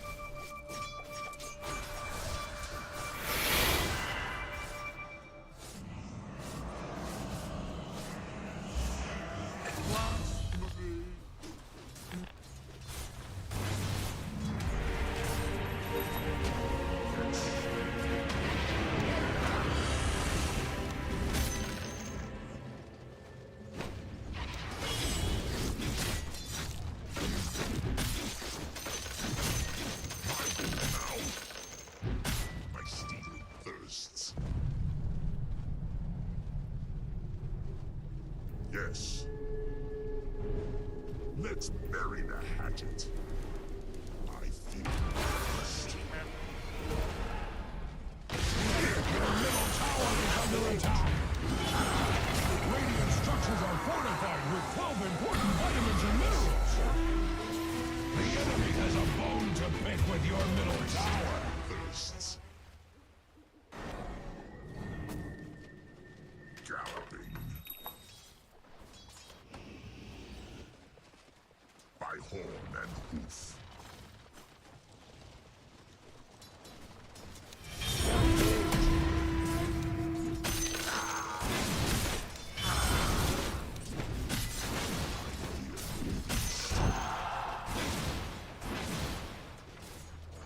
Yes.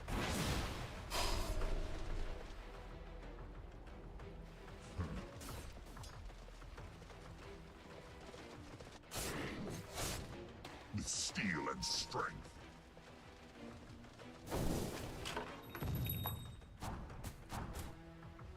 Yes.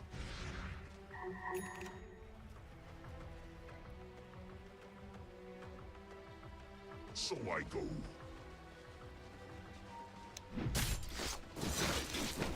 Quick death. Dares challenge.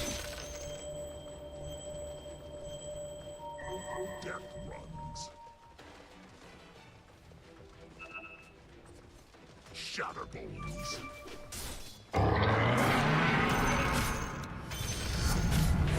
My winner's witch.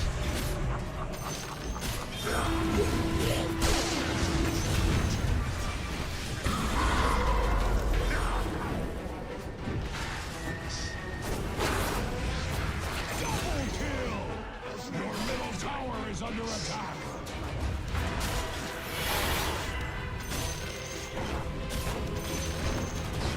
Your middle tower is under attack! Dire structures can take all the hurt Radiant cares to shed a tear for your middle tower. But it's glad that your bottom tower is the enemy's top tower has fallen. Axe likes. Yes.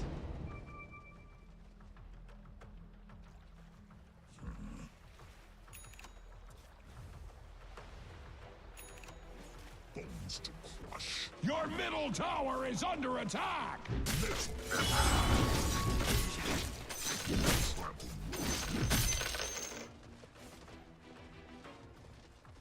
Blood shall spatter.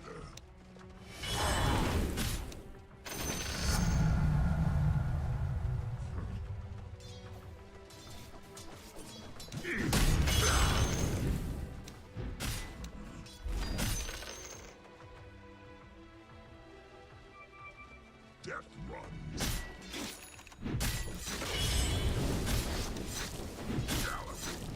Your top tower is under attack! Attack! Yes. Bones to crush. Killing peace.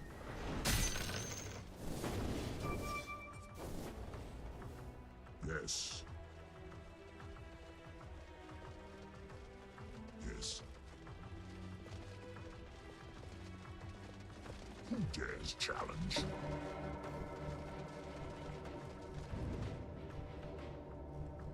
So I go.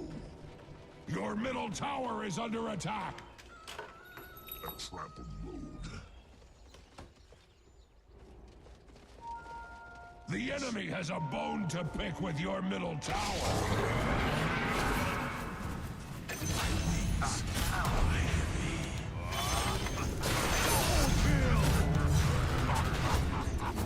My lord, you'll not live to see the dawn.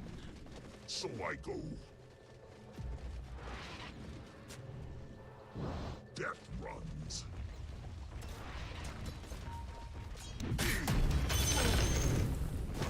Steel and strength.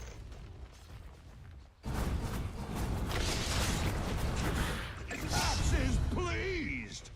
These things attack me.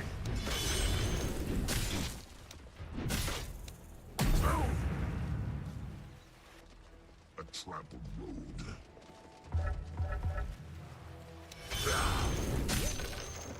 Yes.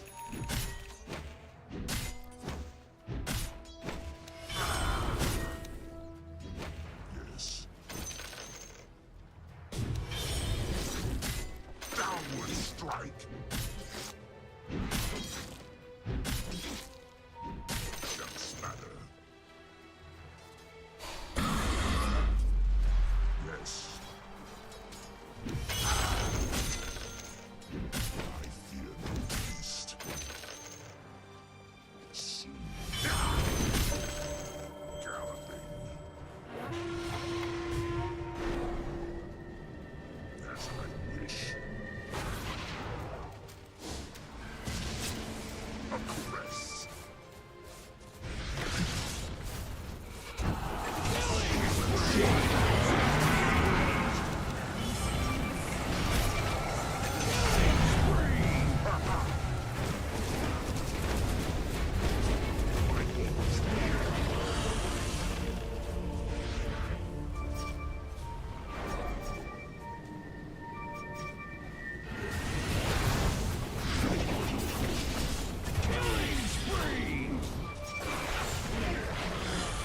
Double kill!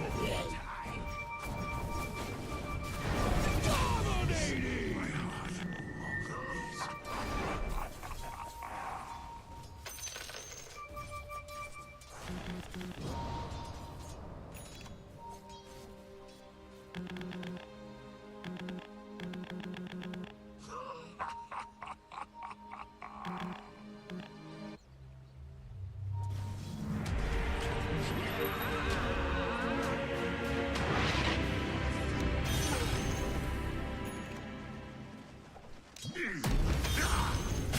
The enemy has a bone to pick with your middle tower. I call. Yes. A double blade. Hold still.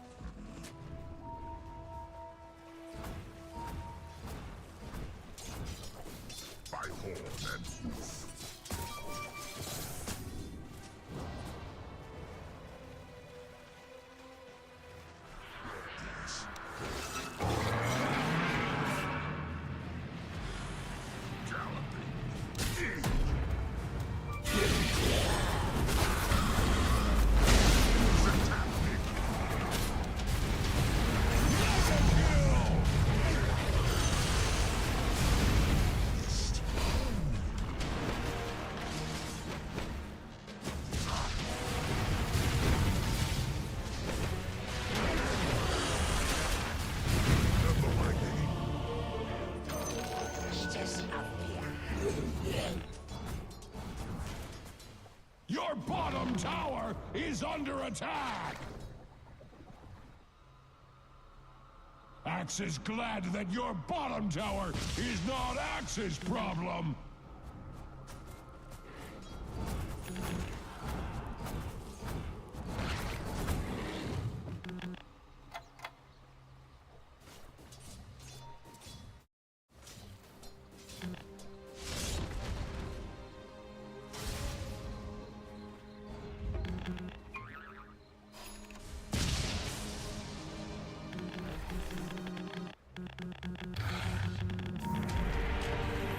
Crowd shall cheer my name once more. My steel thirsts.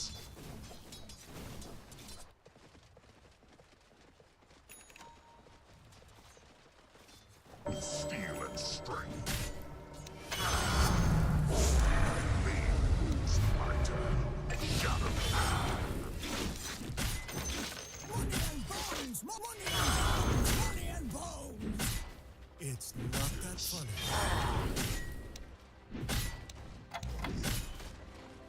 Yes. Yes.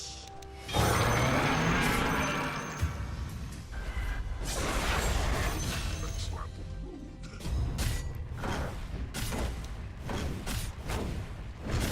These fools attack me! You broke the enemy's bottom tower! Spatter. Axe approves! By horn and hoof.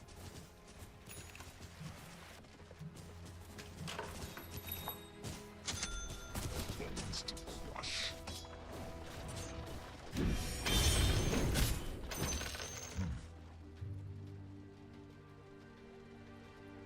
Death runs. Yes.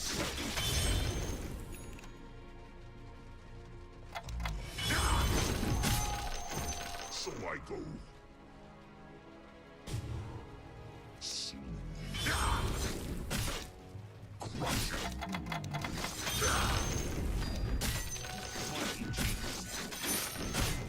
My blade. Let's battle.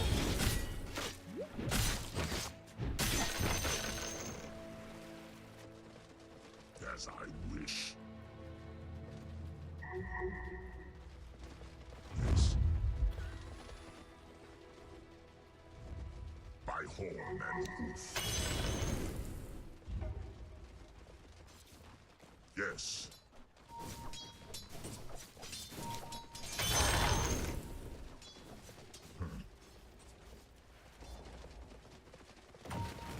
Death runs. I go. A trampled road.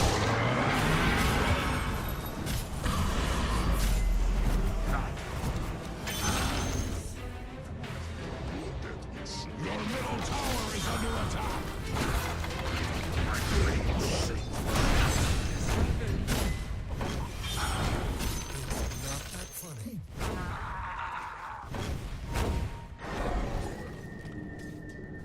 Yes.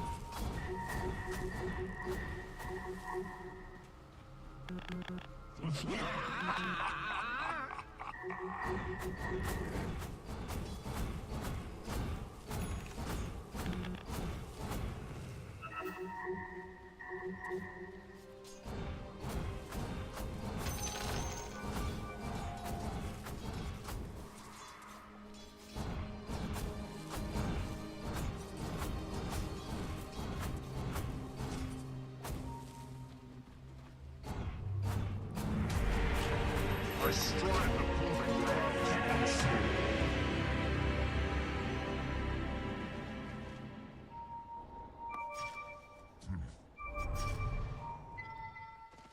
Deşmok. Yes.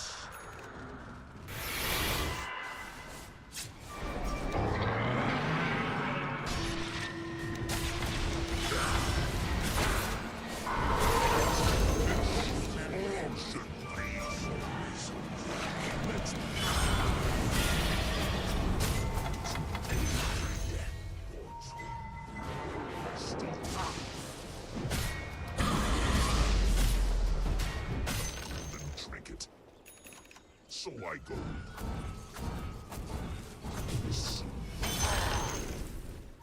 Galloping. Double damage. With steel and strength. Yes. I fear the beast.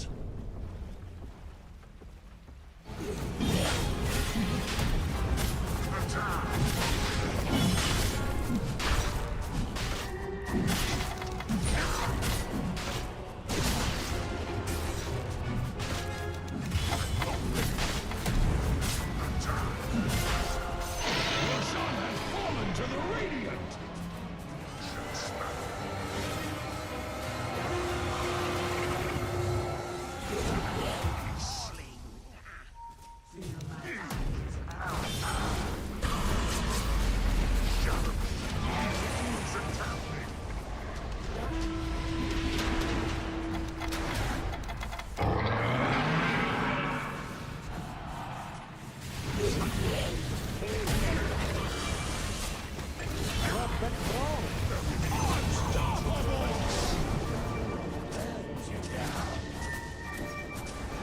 Axe is going to be sick. Double kill.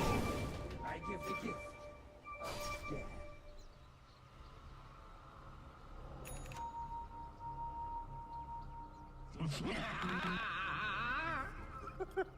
of death. Your top tower is being hacked to pieces. Your top tower has fallen. Your edge needs sharpening. Like axe, the dire structures cannot be hurt. Beauty Radiant hides behind their fortification.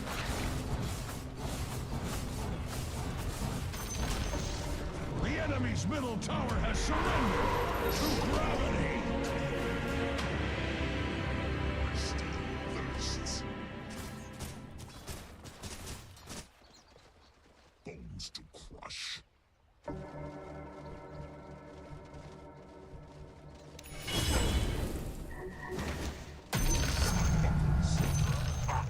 Yes.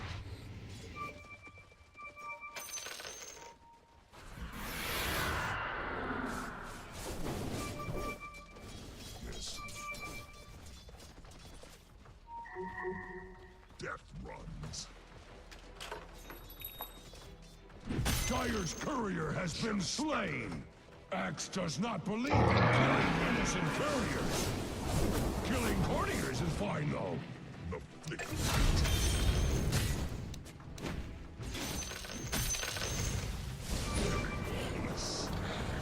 Killing spree! Double kill! Attack me! A trample. Axe is pleased!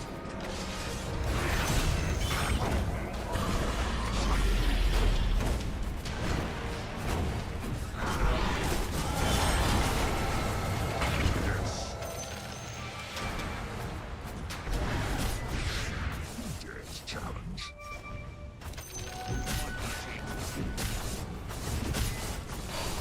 My blade sings. The enemy's top tower has fallen! Break you. Dire structures are fortified. Super fortified. Like you can't even imagine.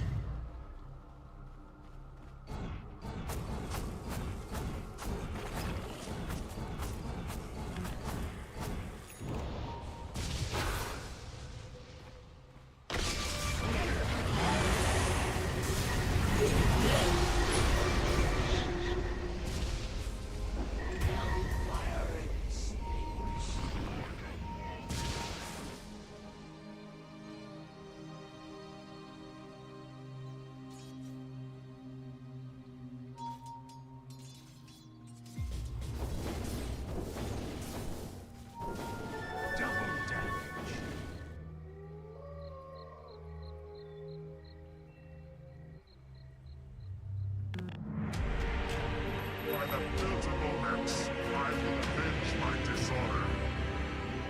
Blood shall spatter. Death runs. I fear no beast. Attack!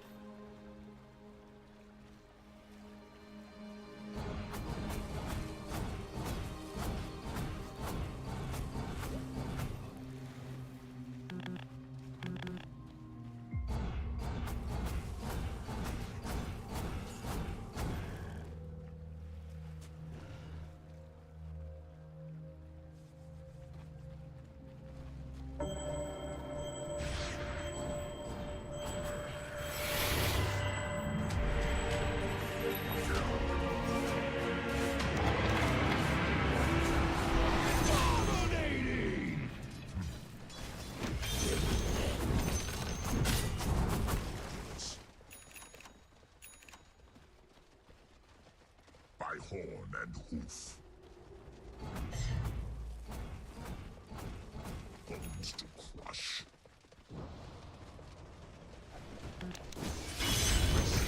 Thirsts.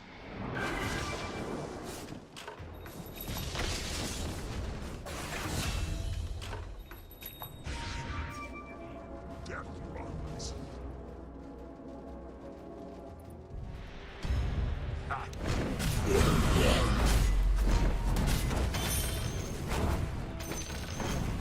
Yes. The enemy's bottom tower has fallen! More like that, please. A caress. Each fool's attack.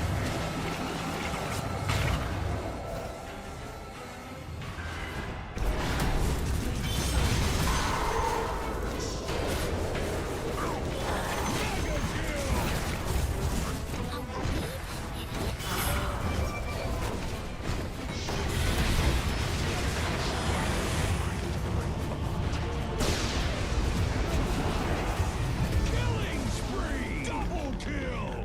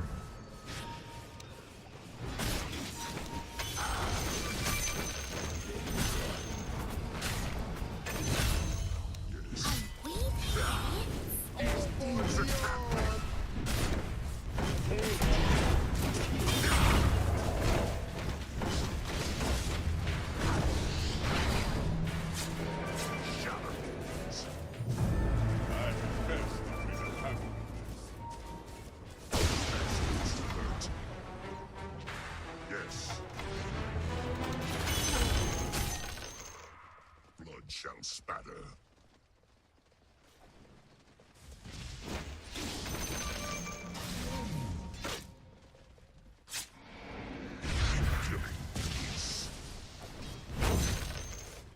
Dire structures are fortified. Radiant's towers are fortified, just like Axe.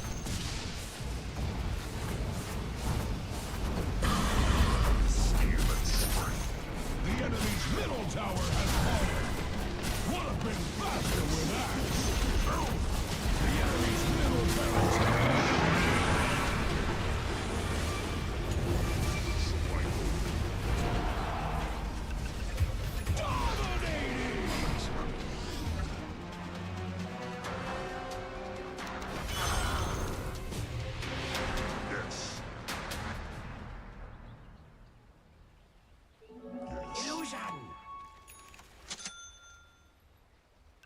with steel and strength.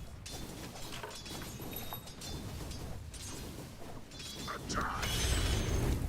Tremble before me.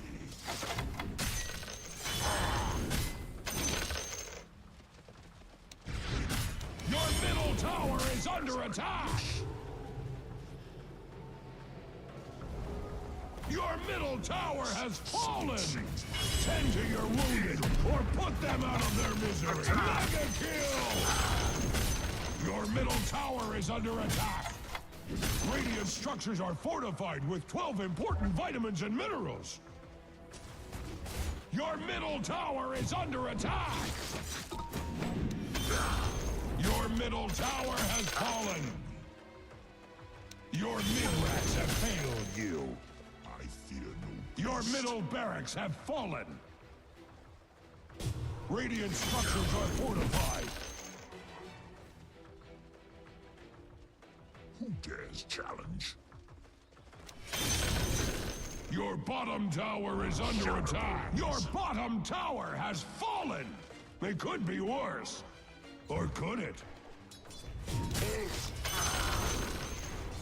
Your bottom tower is under attack! Your bottom tower has fallen!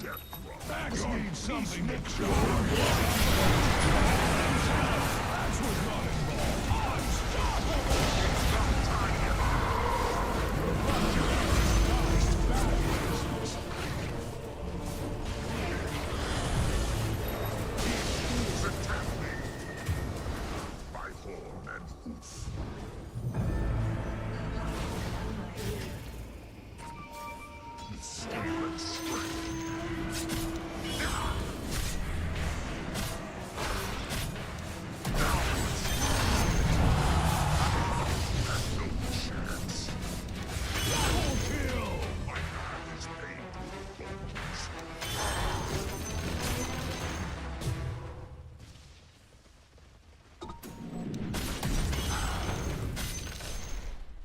To crush.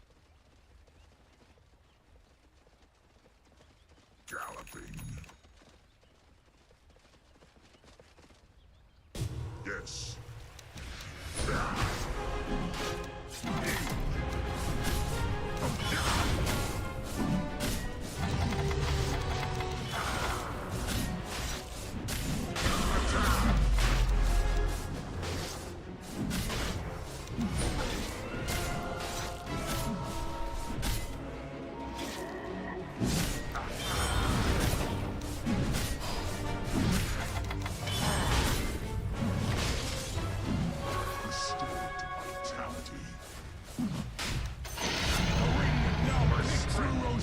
Bones for shiny objects. A killing pace. Heart of Tarask.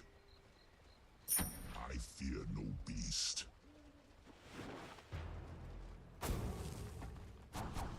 Who dares challenge?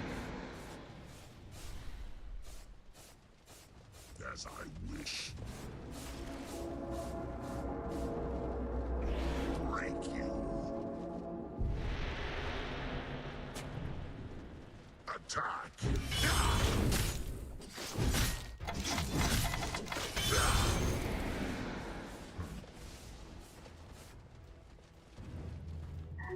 Yes.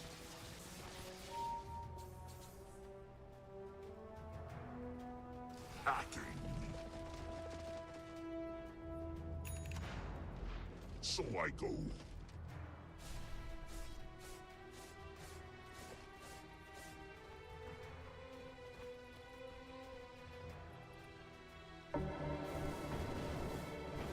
Punch and spatter.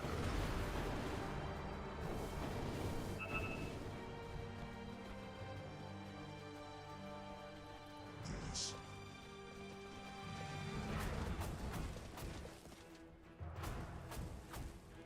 The travel mode.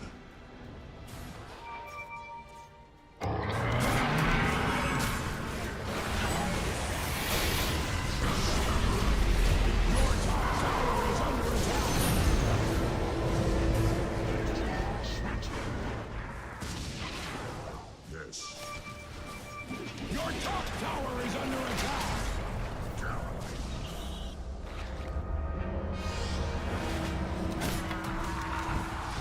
Your top tower is under attack!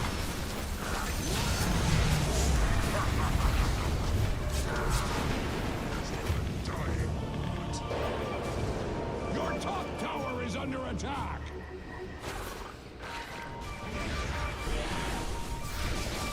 Killing spree! Your top tower is being hacked to pieces!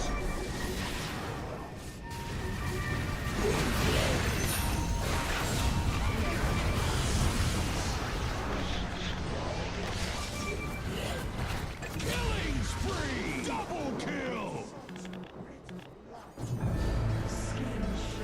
I'm reborn.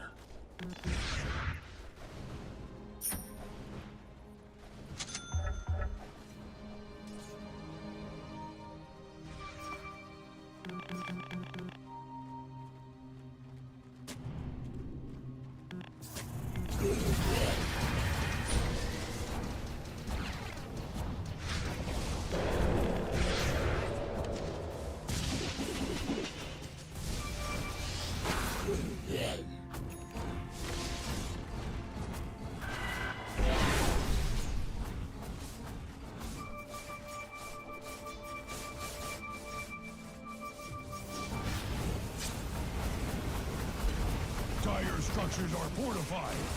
Super fortified. Like you can't even imagine.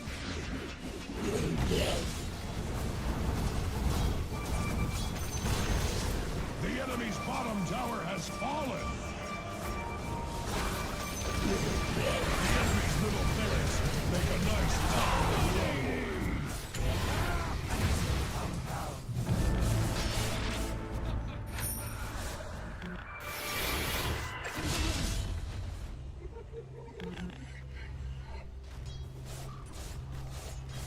I'm sorry, who are you again? Like ants, the dire structures vanish.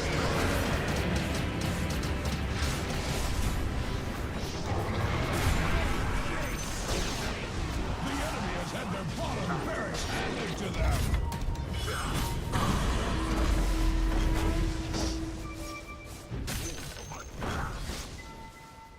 My steam bursts.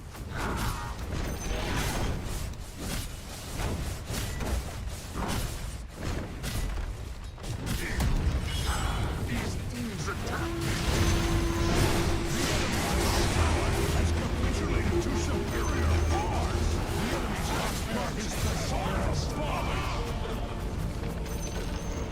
The enemy's top barracks have been a volley of mega creeps.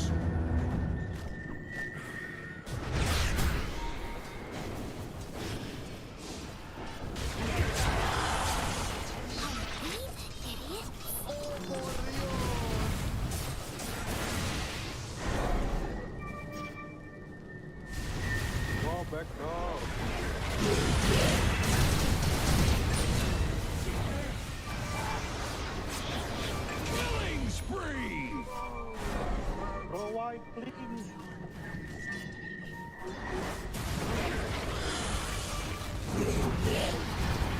Double kill!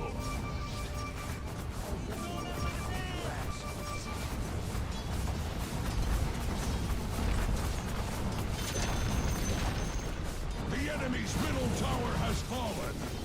Radiant's towers are fortified, just like Axe.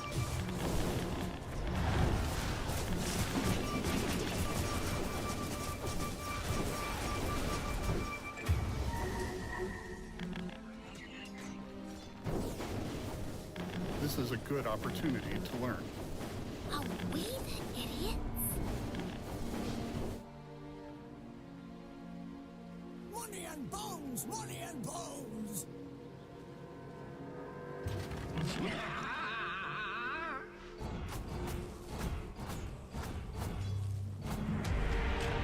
That comes without boundaries. Dare's challenge. Yes.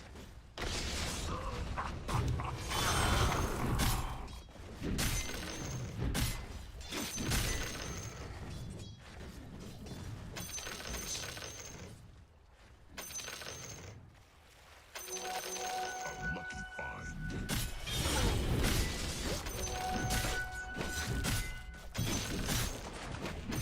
Shall spatter. Bones to crush.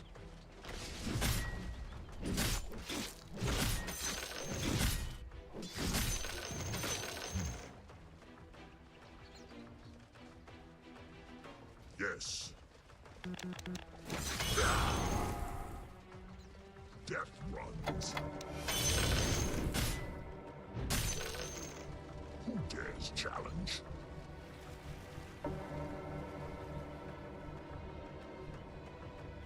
As I wish.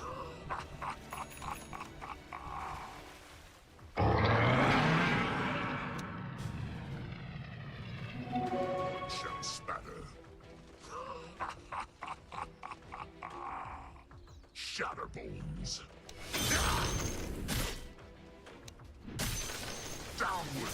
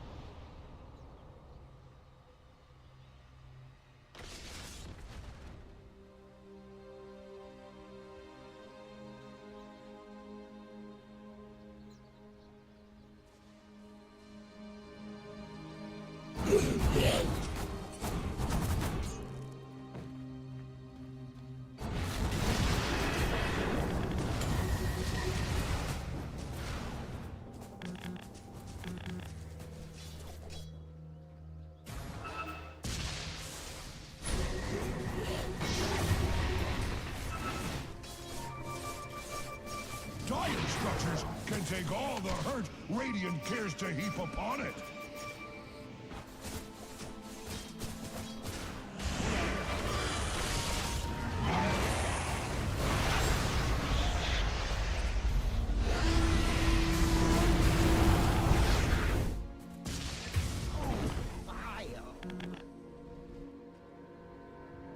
I shall honor your name.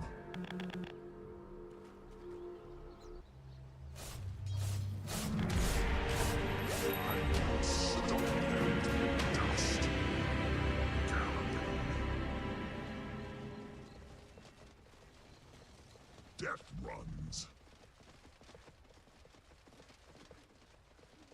My steel thirsts.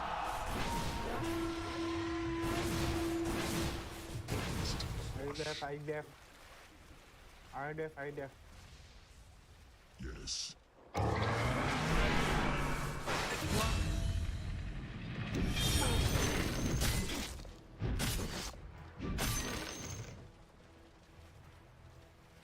A trampled road.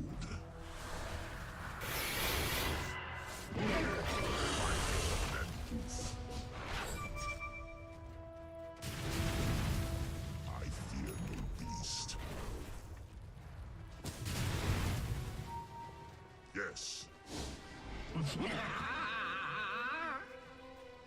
Killing pace. With steel and strength.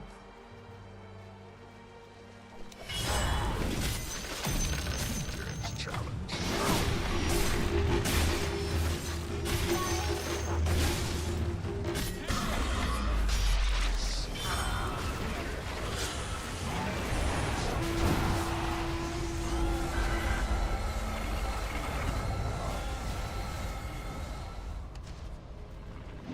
Yes. Who dares challenge? Yes.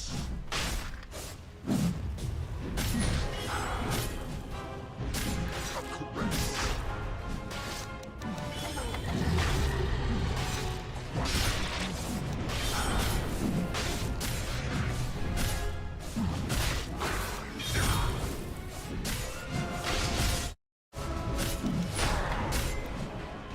Attack!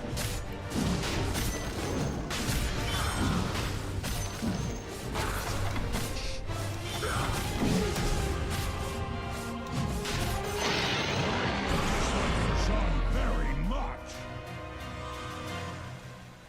Yes. So I go.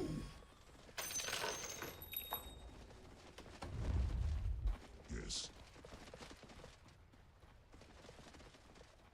Bones to crush. Yes. Like the wind, but heavy.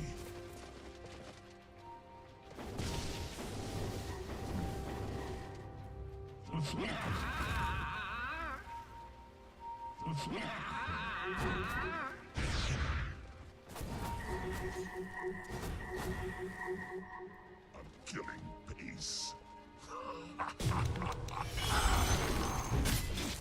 The flick of my teeth. Oh yes, fear my weakness. Stop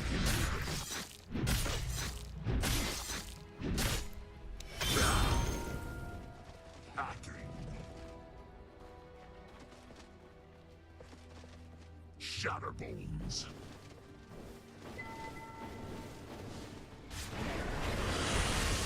Death rolls.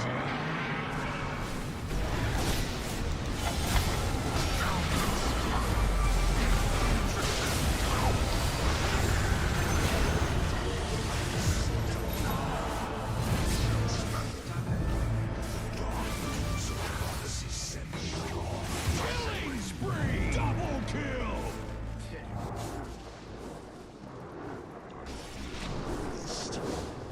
Killing spree! Double kill!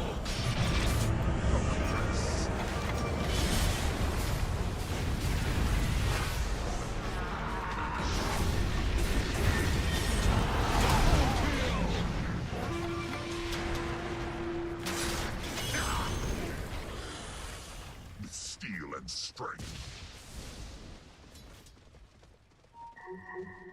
Galloping. My steel thirsts.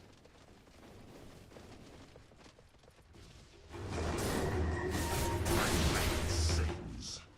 Killing spree!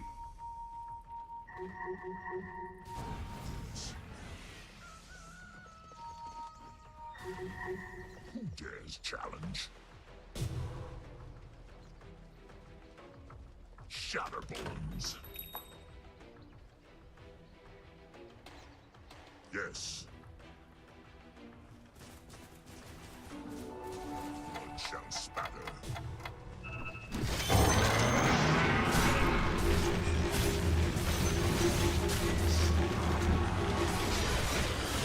Killing spree!